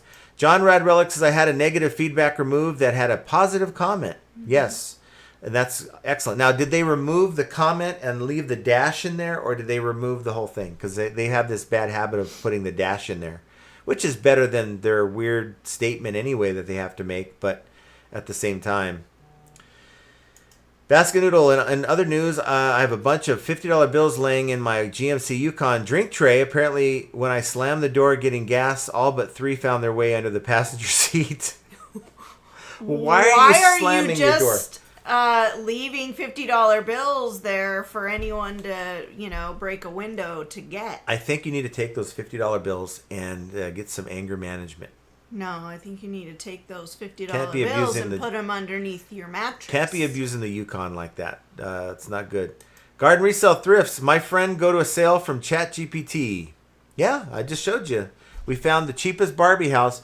I could buy 2 Barbie houses for the price that Toys R Us wants it. All because, let's say you're shopping for 2 kids. They're going to fight over the Barbie house. Now you can get them each their own. So those who are shopping now know of a new way to shop, and it took literally 5 minutes. How long would it have taken you to find that deal on your own? Well, I don't know. Let's see. And it gave me a little chart, like a chart I can look at. It's like it says, well, this one's the pool party ultimate adventure. Okay, so wait. Now I'm going to tell it. I guess there's more than one Barbie house. The ultimate adventure, search all platforms including Amazon and eBay, even Vinted.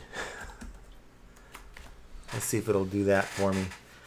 Mine came up on the first thing. It's Target. Yeah, but if there's different dollhouses, this is the ultimate I put in adventure. the ultimate.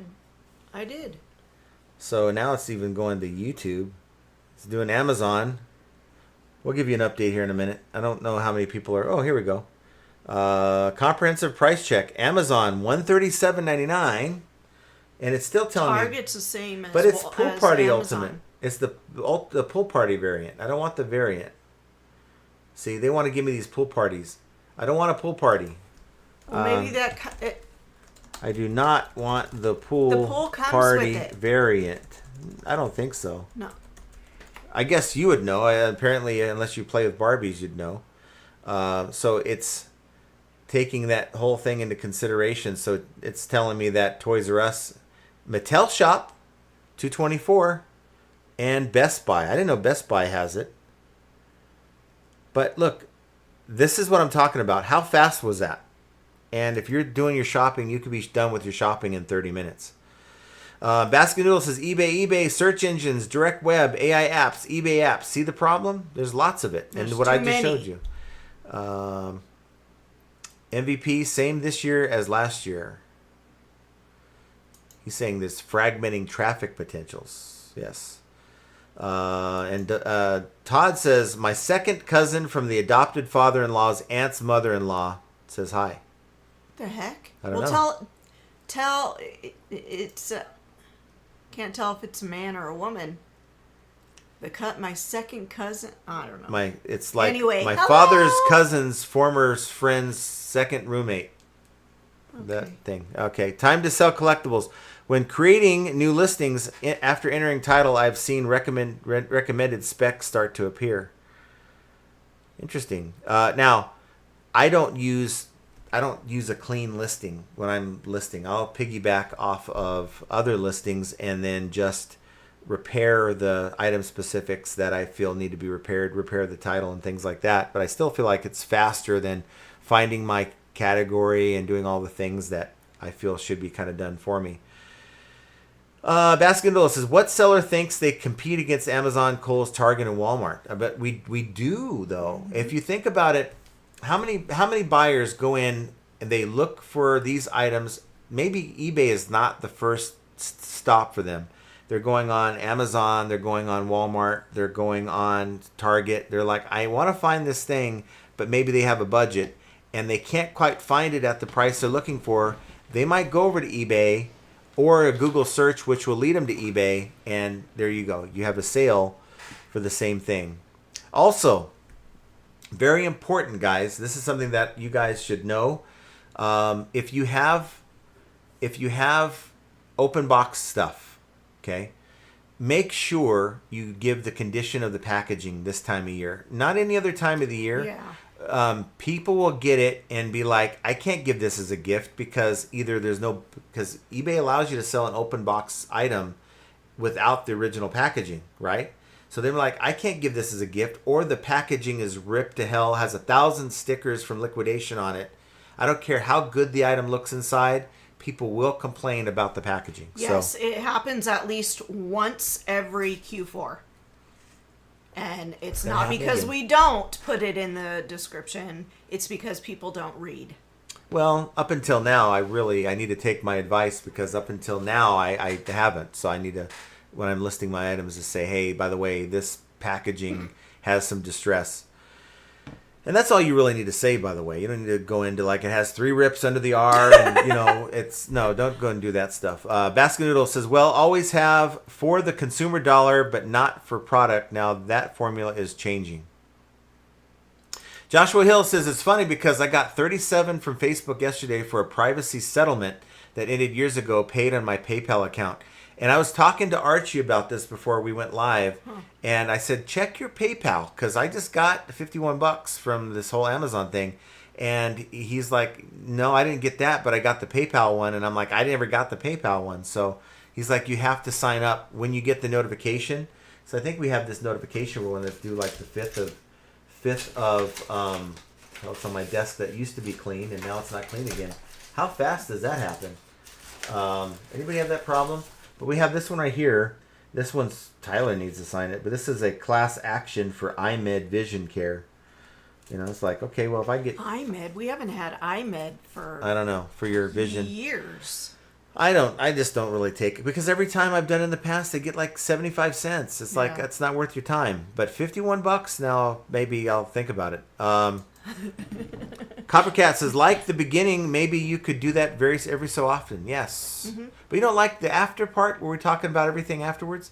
Well, What does it say? Talk niver to your remote. nicer. Nicer, okay. I do. I try. And it doesn't work. I have to get very, when when you tell a kid, hey, can you go pick up your room?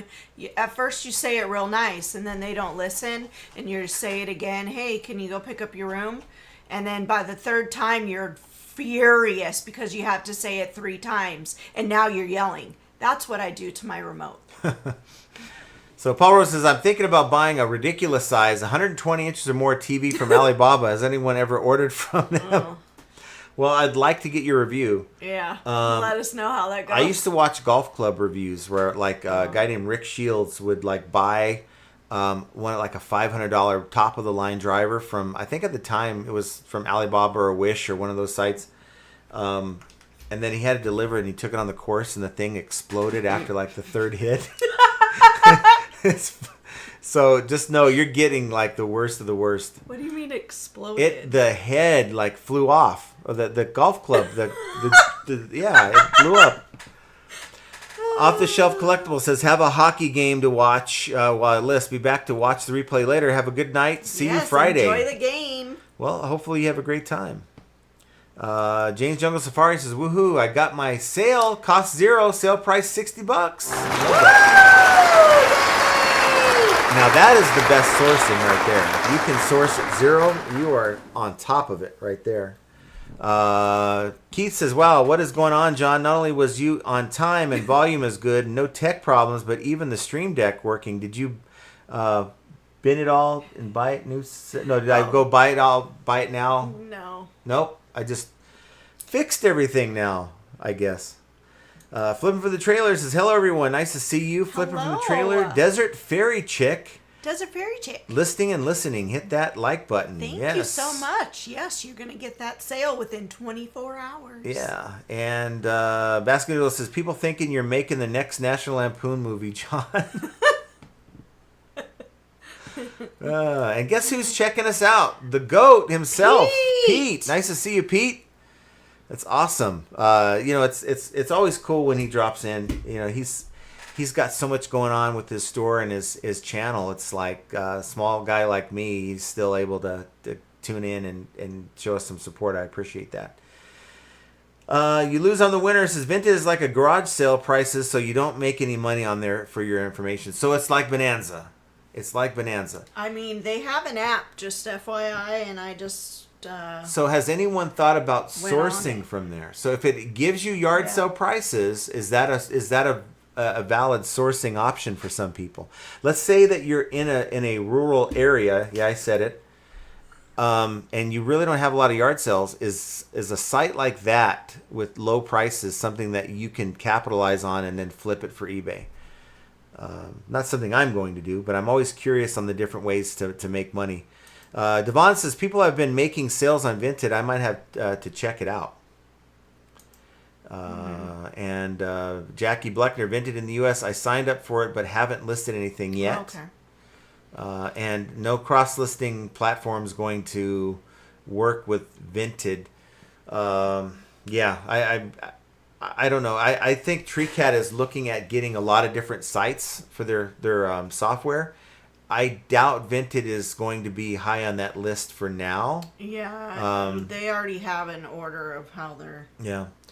Let's see. Keith says, no problem with Vinted buyers wanting everything at bottom price like Whatnot prices. Yeah, if it's Whatnot prices, then that might be a good place to go look to source where people have had incorrect pricing or just so desperate to sell that it's like being at a yard sale. You lose on the winner. People list stuff on there for $1 and it still doesn't sell. Great to buy some clothes because it's cheap, but I don't know the last time I sold anything even for $1. Oh, wow. Yeah, so I think maybe, guys, if you're looking for some sourcing opportunities, check it out. Let us know. Andy is a little behind. Still working on listing Halloween stuff. At this point, if you have Halloween stuff, it's time to put it in a bin and take it out in the middle of summer. That's the way I'd look at it. Graham Bates, I made my first sale on Poshmark this weekend. Yay! Had things on about 3 months, but never share anything. I can't get behind that model. And I get it. It's a pain in the neck, but there are, if you use TreeCat, they have an automated sharer. Yeah, and the thing, it's again, we got to think about it as it's their sandbox. It is their sandbox. It is, and please don't go buy stuff. I don't want to have to buy from Vinted. She's seeing things on Vinted right now. But think of it in terms of this is their creation. It was a social media place to sell your clothes, place to meet people, have little parties, and show your items and sell your clothes.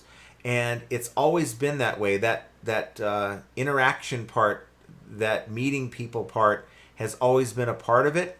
That I do believe that kind of eBay and other sites have kind of noticed and taken notes from, and maybe integrated some of the things, not a share button or anything like that. But until they get rid of it, if you want to make sales on that platform, you have to find something that's going to, whether you're doing it on your own. I mean, we literally were just following people. I would go on my phone and I just sit there and follow people. It's like some people play a little game of Candy Crush or something on their phone, to kind of kill time. I'm sitting there playing Poshmark Follower Crush. I'm basically going in there, hitting the button. People will follow you back. Henri Squaw, Mercari's been doing better for me than eBay. Really? Interesting. That's interesting. Ashley Sims, so I ended 85 listings and a bunch of them are not showing up in unsold. Anyone else having these issues? My only concern, Ashley, is if that happened, that maybe, just maybe, you could have ended it twice. You ended it in your active, and then you went to your unsold folders and ended it again. But if you went to the unsold folder and you didn't find it there, that's no. Make sure it didn't end. Make sure it ended. Maybe it's still active, but it doesn't make sense that it wouldn't be there. But again, we're talking about eBay, so it's possible. I really hope you don't lose them. Yeah, that would not be good. But if you had something like TreeCat, you can end them in eBay and you'll still have them in your library. Do we need that fan on? No, I thought you wanted it on. No, I'm cold today. So she's cold, she's hot, she's cold, she's hot. We need the fan on because I can't find the remote. Okay. There you go. I'll turn it off. Just for you. Thank you. Jane says, I have a question and need an opinion. I normally don't worry about zero feedback customers. Or I think that's what you're talking about. Okay. This is an electronic item and I have a hidden mark on the item just in case of a switch on a return. Mm-hmm. Don't worry about zero feedback buyers. No, what she's saying. Do you tell the customer that you did it? Nope. Nope. That's for you. You can also take a black light pen. They sell them on Amazon for like $10 or whatever. And you can mark like inside like the battery compartment, like with an initial or something, to where the only way it'll come up, it's in there somewhere. The only way it'll come up, no, that's not it. I know. The only way it'll come up is if you shine that blue light that's on the other side of the pin to see if that's it. I mean, that's a way to do it. We use those stickers. We have right here. We use these stickers every so often. I still have another sheet in the garage that I use as well. But again, buyers aren't going to really notice it, and you don't want to make it noticeable to them that they know it's there. And I really wouldn't worry. About zero feedback buyers, because you got to remember, someone who has no intention of buying on eBay, let's say they're doing a Google search, they're on Google, and now they're trying to buy your item through Google, and they don't have an eBay account. They're going to be ported over to eBay, and they're going to be able to buy as a guest. And it could show that as zero feedback for that reason. Ashley says, I've refreshed, signed in and out, and been selling 15 years, end and sell similar all the time. Oh my gosh. Oh, that's no good. Yeah, but how many listings was it? 15? No, it was 85 or 85? something. Yeah. Oh no. Well, here's what you can do, Ashley. And I'm not just saying this to say it, because you guys know I'll tell you about products that I don't. It's been over an hour now. I tell you about products that don't even sponsor us, like Photoroom and stuff. in all honesty, you go and sign up, get 2 months for free, use my code TreeCat, and get your items Just connected. use it to store your listings Yeah. for instances, unfortunately. Like Can't do anything this. about this one unless, some people will call eBay and eBay will open a ticket, and chances are, But you never get them back. no, usually not. Yeah. Let's see. That sucks, Ashley. I'm Yeah. sorry. That's really crappy. Duncan says, Please, Blue John, John, don't no sing. singing. Come on. Dre says, hello, John and Jen in chat. Shipping out 3 orders right now. Finally got some orders after turning off promoted listings. It took 8 days. Yeah, sometimes the algorithm has to get back to... So I had a situation that happened. We have a package over there that's waiting for a new label now that they've paid for it. But we received it back as return to sender. So this person went onto eBay and they bought the item and they didn't put their apartment number. So it went through the whole thing and it came back to me saying, address unknown. Thankfully, it only took like a week to get back here. And I messaged the buyer saying, hey, I got your package. We can either do one of two things. We can either refund this thing without the original shipping because that money's gone, or I can collect the $9 and some odd change, and we'll rerun the label and have it updated with your apartment. And they got back to me and they're like, do you take Venmo? Not Venmo, but Zelle. I'm like, no, I'm not going to do Zelle. I'll do PayPal. So I'll send you an invoice and I'll do it that way, but I'm not going to give you my phone number and stuff or you can, dox me. I'm not doing that. So they're like, okay. So I sent them the invoice through PayPal. They sent me their email address and I sent them the invoice through PayPal and they sent the money over. So now we're going to be resending that package. So There's your... The Monster Loon says, from bikes to planes to video games, it's the biggest toy store there is. And I don't want to grow up because maybe if I did, I wouldn't be a Toys R Us kid. John sings better than his golf and bowling. No. I mean, my golf is sporadic, but my singing is... I have no good moments in my singing. Basketball says, now a person comes in the outside from eBay buying that item due to its raised rank in AI shopping. eBay does not get paid. It's not organic. But that's an eBay problem if they don't get paid. Yeah. Graham says, there's a million toys at Toys R Us that I can play with, from bikes to planes to video games. It's the biggest toy store there is. I'm sure you meant to say. Yep. The food never stopped at eBay. Yes, at eBay Open. Oh, that's right. Lisa was there. It was awesome. Paul Rose says, I actually made some serious posts earlier tonight for once, and you've lost them. Right back to the jokes that'll teach you. Oh, no. I'm sorry. It's this whole thing went crazy I'm on me. just shocked at Paul Rose saying something serious? What? Duncan says, maybe John will sing how he wants to have KFC, but they don't use real chickens in America. Yeah, and then if I play it for you guys, I'll get sued. No, thank you. Jackie says, Vinted advertises on YouTube. If you really knew how bad KFC in America is, you wouldn't say a thing. It's so disgusting. Ugh. They seem to sell a whole lot. Did you saw a bunch of what, makeup and stuff when you were looking at it? I was looking at skincare, but yeah, They had them for $1. some of them. That's insane. Mm-hmm. But what about the expiration date? Were they expired? I didn't get that mean, far. someone might try to pull that. I have to pay attention. Basketball says, even simpler, John. You and I sell same widget. You promoted yours in AI apps. They see that your sells due to it, but eBay doesn't get its promoted listing fee because it was not an organic sale. But, okay, eBay would not get their eBay promoted listing fee because of the fact that it's not considered, or that it is an organic sale. That's what he just said. But he said not an organic sale. I don't know. Ashley says, Bonanza jumped off a cliff with what they did. No helmet, no parachute. Yeah. True. Graham says, my wife and I are leaving town on Black Friday. I normally set same-day shipping. Would you go on vacation mode and allow sales or adjust handling? Now, this time of year, people want it fast, right? So you got to consider that. But if you're going out of town, me personally, I would, and there's a joke that's tied to this, by the way, that I was going to tell based on a comment that was made on Primo's show earlier today. But if I was going out of town, I would seriously figure out how long I'm going to be gone and set my handling time to that number, and every day while I'm gone, I'm going I'm probably going to bring a laptop, take 5 minutes and adjust every shipping policy by a day until I get back to 0 handling, and then I'm back home. Now, another way you can do it is, some people are saying, okay, I close my store for the holidays. Well, you can just turn off promoted listings if you want to do that too, because you're not getting any sales. I mean, you may get sales, but you're probably not going to get enough to worry about. See, Graham says, I posted this again in case my previous question got wiped out in the purge. We appreciate that. I'm sorry. I'm sorry AI couldn't allow me to get to your earlier comments.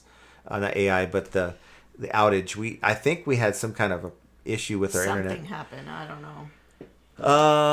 Let's see. Ashley says, Graham, I would adjust handling time, but I would do it a couple days before. Yeah, and then just be proactive with it. And if a buyer buys your item, because you're still going to get sales, go in there and just give them a message saying, thank you for your purchase.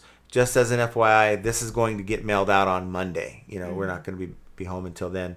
But it'll still get to you within the window that eBay's given you, because eBay's considering that handling time when they're giving the buyer their delivery window. So yeah, and you'll find that people are a lot more receptive to understanding. Yes. If you just send them a quick voice message that says, hey, thank you so much for your purchase. I think Mike Camparelli had like 40 sales when he came out a couple years ago, and he messaged the buyers, and not a one had a problem with it. Everyone was like, cool, no problem. Thank you for letting me. Because people are more appreciative that you communicate with them proactively than them searching for you going, am I going to get a tracking number today? Have you mailed this out? Because people, they don't catch the banner that eBay puts up there, or, they don't read all the terms of the listing. And they may not understand why, let's say one seller is going to send it within 24 hours and you might be, 2 days or 3 days or whatever the time is scheduled for on that day. Yeah. So they are more receptive to understanding if you just send them a quick message. And they might, you're making that good first impression with that buyer, and they may say to themselves, I really don't need it, right away. And the fact that you are proactive, you're communicative with them versus maybe previous experiences where they couldn't even get an answer to their question. I think they would be happy to keep you as a seller for that item, even if it means they're getting it a week later. Right. Devon says, Jen, I thought the same thing about Toys R Us. Yeah, I did. They must not have come back to. It's only an online presence now. Oh, that's why. Yeah. I was going to say, I haven't seen a Toys R Us store in years. You Want You Need says, wow, AI is real for the search. Yeah, like when we showed you there. Michelle didn't know that they were back either. Yeah. Basket Noodle says, but if you have the right idea, John, now if the place come up as eBay, best price, eBay makes nothing on the promoted sale as it came up externally. Yeah. I agree with that. Gail says, we have one Toys R Us in Nebraska. Omaha is opening on Black Friday. So I guess they're going to open them up. But they've been online. They've had an online presence for a little while. Paul Rose says, yeah, KFC isn't fantastic here anymore either. It was my favorite food as a kid. The fast food that we had as kids, guys, is not the same fast food that you're eating right now. No. I promise you that. No. I promise. Derek W. Pat, going back to rewatch the replay tomorrow, was taking photos and listening during most of the live. That's okay. We still love you. Honor Squad says, I'm not here for the I'm not here for the tips. I'm here for the company. Well, we're here for the company as well. Whether it's for tips or off the rail BS or whatever. But if I'm being real, there's a segment of the viewers who look. I just want to learn something or get a maybe a nugget or what we call a morsel of information. Nugget. Tommy Z, I thought Toys R Us went out of business. That's what I thought, Tommy. I guess not. Yeah, I remember anybody take advantage of the out of business sales that they had. This is, I think it was like 2016, 2017. We were kind of ramping up our part-time reselling game a little bit, and I had bought a bunch of those. Remember those NBA, the LeBron James and Kylie Irving? They looked like They weren't Lego figures, but they looked like the Lego figurines. And those things, after, I think they're selling like $20 in the store. But we had so many that we're selling anywhere from $10 to $40, just depending, the longer we held on to them. But we ran out of those eventually. I remember those things were coming out of our ears. Oh my god. Todd says Devon surgery number 1 right eye December 11th, surgery number 2 left eye on the 8th of January. Okay. Ooh. But it's not that bad. My dad had cataracts, and the joke was that he got his cataracts surgery, and then we went to play golf the next week, and he played worse than ever, and he's like, I want my cataracts back. He was like, I can see great, but I can't hit the golf ball anymore. I can hear all the words coming out of his Paul Rose mouth. says, John, I admire you know which version of the Barbie set you really want. Yes, not the one with the pool, damn it. I do not want the one with the They pool. all have a pool, but I could be wrong. Let's see. The cataract surgery talk here. Sorry. Smash the like button, guys. I appreciate that. We got Brent says, Vendu supports Vinted. It's a cheap, but sellers must use Vinted shipping, which is high because they use priority. I think that's the biggest mistake, and I think that is, I mean, if you are still requiring people to use priority mail now, are we 2 years into Ground Advantage? Seems like it's been 2 years. You're way out of touch. So, Who's out of touch? Lisa Vintage, if that's the case. Lisa says, anyone dived in on eBay Live? We've checked it out. You can't be a seller on there unless you have an online presence. So, and I don't even know if I would qualify. I think you have to have so many followers. Someone like Pete could get in there with just no problem. I mean, but of course he does his own thing on Craigslist Hunter on District. Yep, my stomach keeps Andre Scholar says, Poshmark has changed their whole website in the last month. We have to go check it out because I haven't seen it. Yeah. In it to flip it says, John, Poshmark just changed their sharing model a couple of weeks ago. They're moving away from it. So that We heard that in the whispers, but I didn't know if it was real or not. Here's some good news. Ashley says they finally came back. Yay! That is weird, but okay. You got it. Get it back up. Get it listed again. Yay! Thank goodness, Ashley. Lisa says, oh Lord, I'm going to have to go to Vinted just because the sounds of Jenna.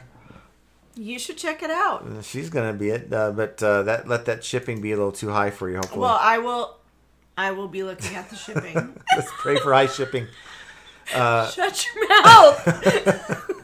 In the U.S., but I think I would like a Vinted to do well here, but they got to get some traction before I jump in. Yeah, it's not a site I'm getting on anytime soon. Yeah. Ashley's glad that she doesn't have to do... Glad I do a few at a time. 85 isn't a few, but I have 11,000 listings, so it feels like a few. Yeah. That's good. I'm glad they came back. Thank God. What's happening over I'm at so all these glad sites they losing came listings back. and stuff? BD Vending Services. I love Jamaica KFC. Oh. All right, Mon. Maybe in another country, but not in the U.S. The U.S. KFCs are absolutely disgusting. Or as in Garden Resells, is gross. Gross. Yes. Jane Jungle Safari says, I've never had an issue with a zero feedback buyer. I just was wondering if it would be a bad idea to let the customer know I marked it. No, don't even. No. Don't even tell them. Don't even tell them. Because then if you tell them, then they're going to...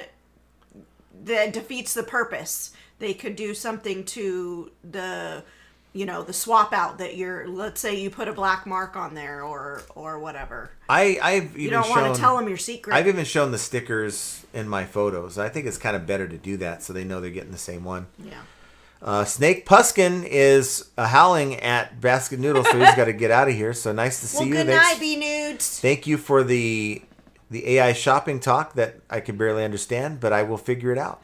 I think I'm starting to. I just need to, delve into it a little more. Time to sell collectibles. Toys R Us is now Macy's. Is it? Really? Interesting. You lose on the winner. I think people just put junk on Vinted that doesn't sell on other apps. That's kind of like Mercari. That's Mercari in my eyes. I love Popeyes. I love me some God. Popeyes. I will eat Popeyes over KFC, but I still don't like it. Todd, It's still not my favorite. I've seen renditions. Where's my brother-in-law? I've seen their face. I think You're very close, but he didn't have as much fullness Are you on sure his it beard. wasn't your brother? The Monster Loon says a few Toys R Us stores have been coming back. I plan to check out the one in Grapevine in the Dallas area. They have a Grapevine in Dallas? Interesting. Oh, obviously. I mean, Texas is a really big place. I worked there, but they have a Grapevine? I don't know. I've heard the Grapevine in California. Well, the Grapevine is a I heard a it through the highway. grapevine. Here goes more. Derek says, I worked there back in my 20s overnight stocking during the holidays. It was a fun temporary job. Yeah. It reminds me of the movie we just watched. What was it called? Hell, that good of a movie. I forgot the name. Where the guy spends his whole time on the run in a Toys R Us. Michael Phillip says, You can do it! Christopher notices I bought a few things off eBay Live. Oh, you did? Yeah, that's interesting. I mean, you'd have a lot more competition in getting the item. There's sometimes hundreds or thousands of people on some of these. Yeah, I've seen some with thousands of people. Andy, fast forward the original, the first part of through the whole beginning. If I didn't believe eBay a month ago, I won't believe eBay now. But you know, it'll give you some insights. So look, the whole idea is for me not to try to convert you guys over to like offsite ads or promoted listings or anything like that, but it's just to give you some perspective, not from John, but from eBay themselves. You made. Not that. No, No, they're you not missed my Macy's. question. I missed the question. Not trying to. Are the videos from eBay open on YouTube? Yes. Yes. They are. On eBay's channel, too. They're on eBay channel. I agree. And DeFlippin says, all this Toys R Us talk reminds me of my worst shopping experience ever. The evening of December 23rd at a Toys R Us, I honestly thought a woman was going to tackle me. Oh. Mama's getting crabby. Was it for a Tickle Me Elmo? Oh. Remember when those things came out? Ashley says, you don't know who has really gone down the drain is Wendy's. I'm scared to even eat there. Yeah, all the fast food nowadays is just a bunch of processed nasty. It's not even real food. It's just disgusting. Now I'm curious. What is the closest Toys R Us near me? Let's see what it says here. Use precise location. Oh, they have. Precise location this time. At least Google will tell me. What is this? Does not have any near us. Nothing near us? No. The closest one, there's a Love Bug. No, that's not it. There's a Love Bug store. There's a Toy Shack. No, that's not it. Oh, the closest one is going to be here near San Francisco. in Stockton, California. Oh, well, I ain't driving there. Whoa. Whoops, sorry. Wrong button. LH073. Okay, so where's the best chicken sandwich anymore? Chicken sandwich. See, I have a different opinion about this. I think if we're talking chicken sandwich, it's probably the KFC chicken sandwich. It's a big one. Yeah, I think so. I like Chick-fil-A. Oh. We don't usually call it that, but it I sounds think like it rhymes with Chick-fil-A. That just shows you I think they're overrated. They are overrated, and we don't eat there very often, but I will eat there. I do like their grilled nuggets. Honor Skull, I worked at a toy store when I was pregnant with my second child. It was great. I got paid to play with toys. Yeah. But then your kids are like, can you bring me home Yeah. a toy? The Mom, Monster can Loon. I go to your work? Grapevine is a suburb northwest of Dallas. Grapevine Mills is a great mall, entertainment It's a hub. big- in this area. big. It's a big mall. I'm sure it's great too. Killboy says KFC for life. Oh, no. Jovial says, once someone told me some of the fast food employees make their own mayonnaise, I was Oh! down. She took it down before I could not read it. I watched the video. Oh, my God. There's a video. I forgot the guy's name. It's not Indigo Traveler, but it's another one of those videos on YouTube where they go into like locations where they're not really should be going. And this guy went to gross. Iran. He went to Tehran in Iran, and he went to the KFC there. They had the knockoff this, that, and the thing. And he said it was the best chicken sandwich he's ever had in his life. And it wasn't anything like KFC. That's wild to me. How can you have such the same fast food chain can have such different food in different countries? Like, it's wild to me. They had a knockoff Burger King. It was called Burger Queen.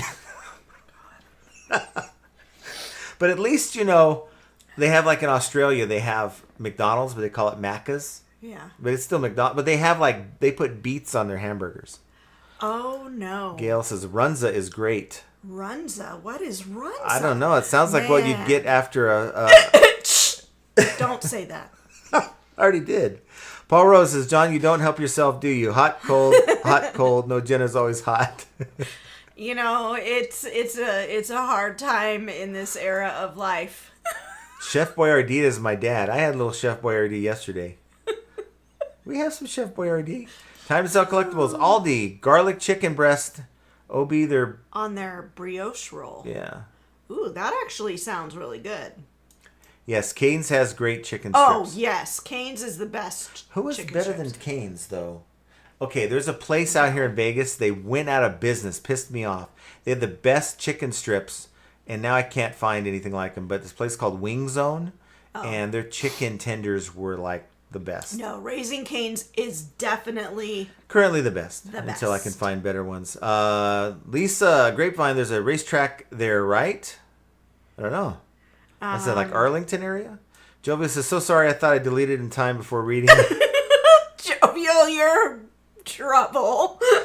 Jane was says, so yes, gross. that is the store I mentioned, Macy's. Yeah, Macy's. Okay. I liked Macy's. I used to shop at Macy's all the time. And those of you guys who are selling clothing, something that, Macy's liquidation, they have a site.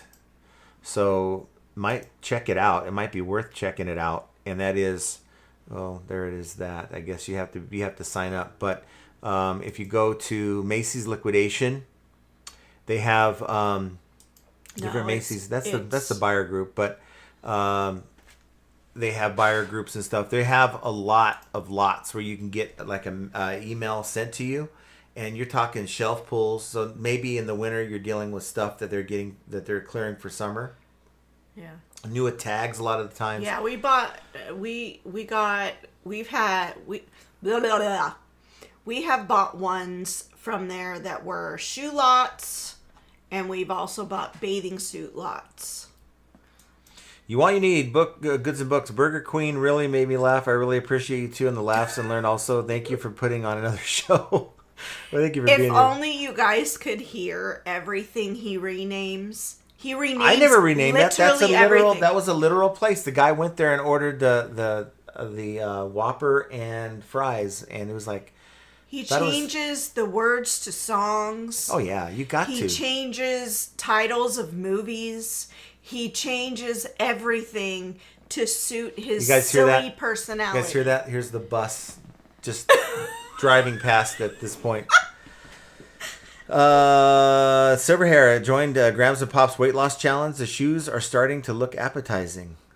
Yeah. What? Join Grams and Pop's Waist Launch. The shoes?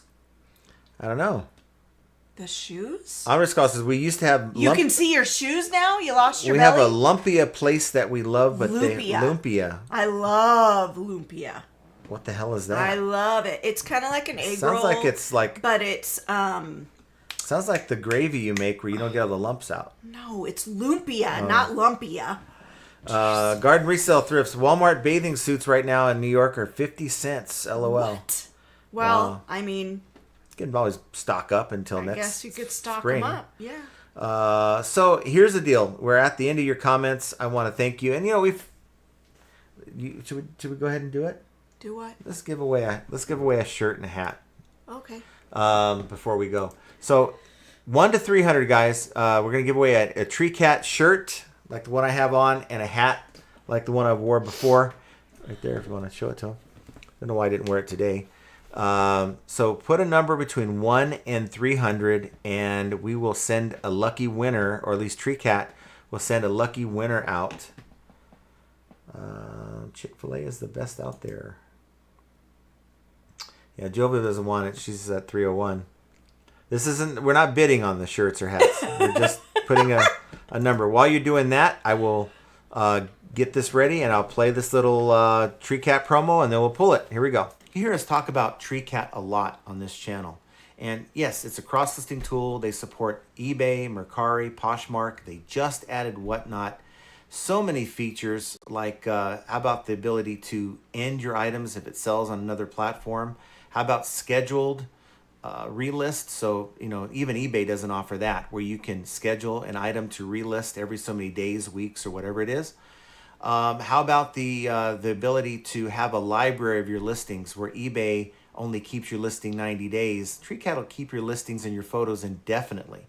So they're adding new features all the time. And the cool thing right now, guys, is between now and the end of October, if you use my code FAE, you will get 2 months for free. That's right, 2 months for free. The cool thing is, if you decide to stay with TreeCat, which I think you will, you only pay as you sell. So if you don't make many sales, you're not going to pay much. There's no monthly fees. There's no sign-up fees or anything like that.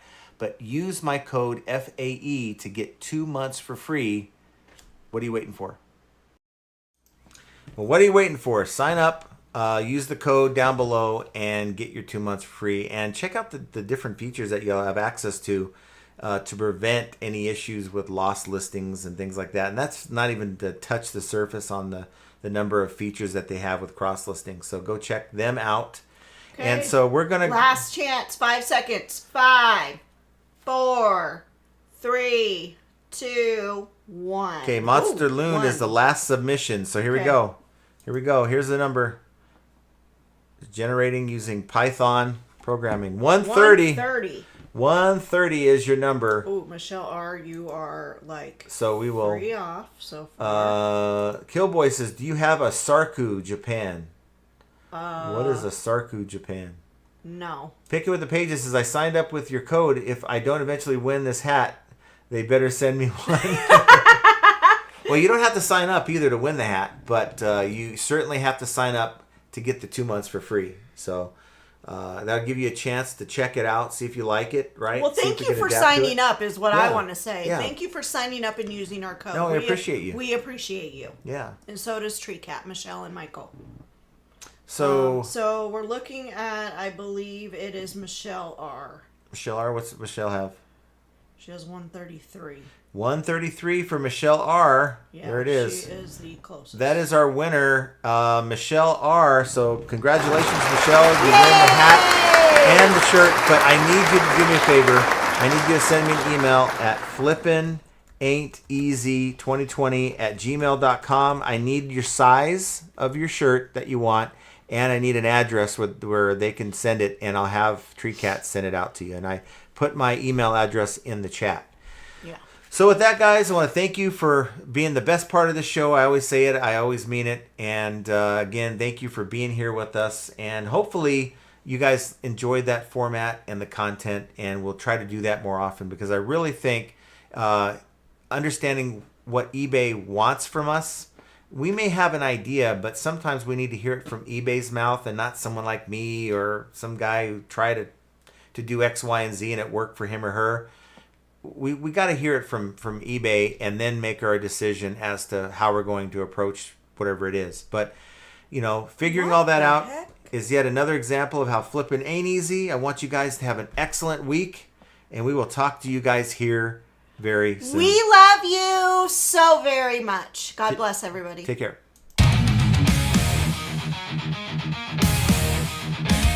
Shocks back, returns, and lowball offers too.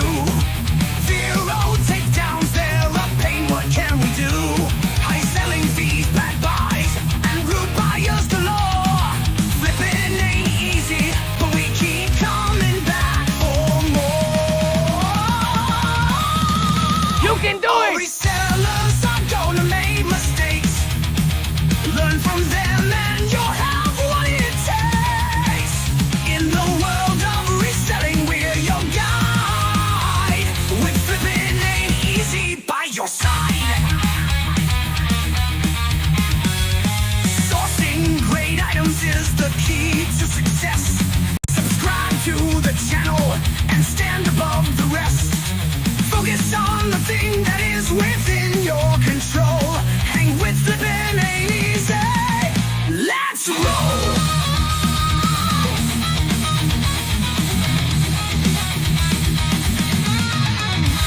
Catch the live streams on Mondays and Fridays. Join the Discord community for the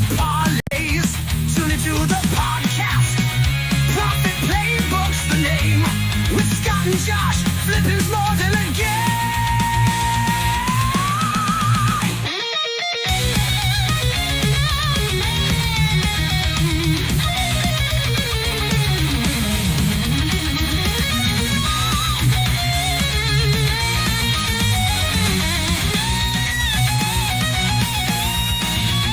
All resellers are gonna make mistakes. Learn from them and you'll have what it takes. In the world of reselling, will you go? With flipping ain't easy by your soul. Catch the live streams on Mondays and Fridays. Join the Discord community for the parlays. Tune into the podcast. Profit Playbook's the name. You can do it! Josh, flipping's more than a game.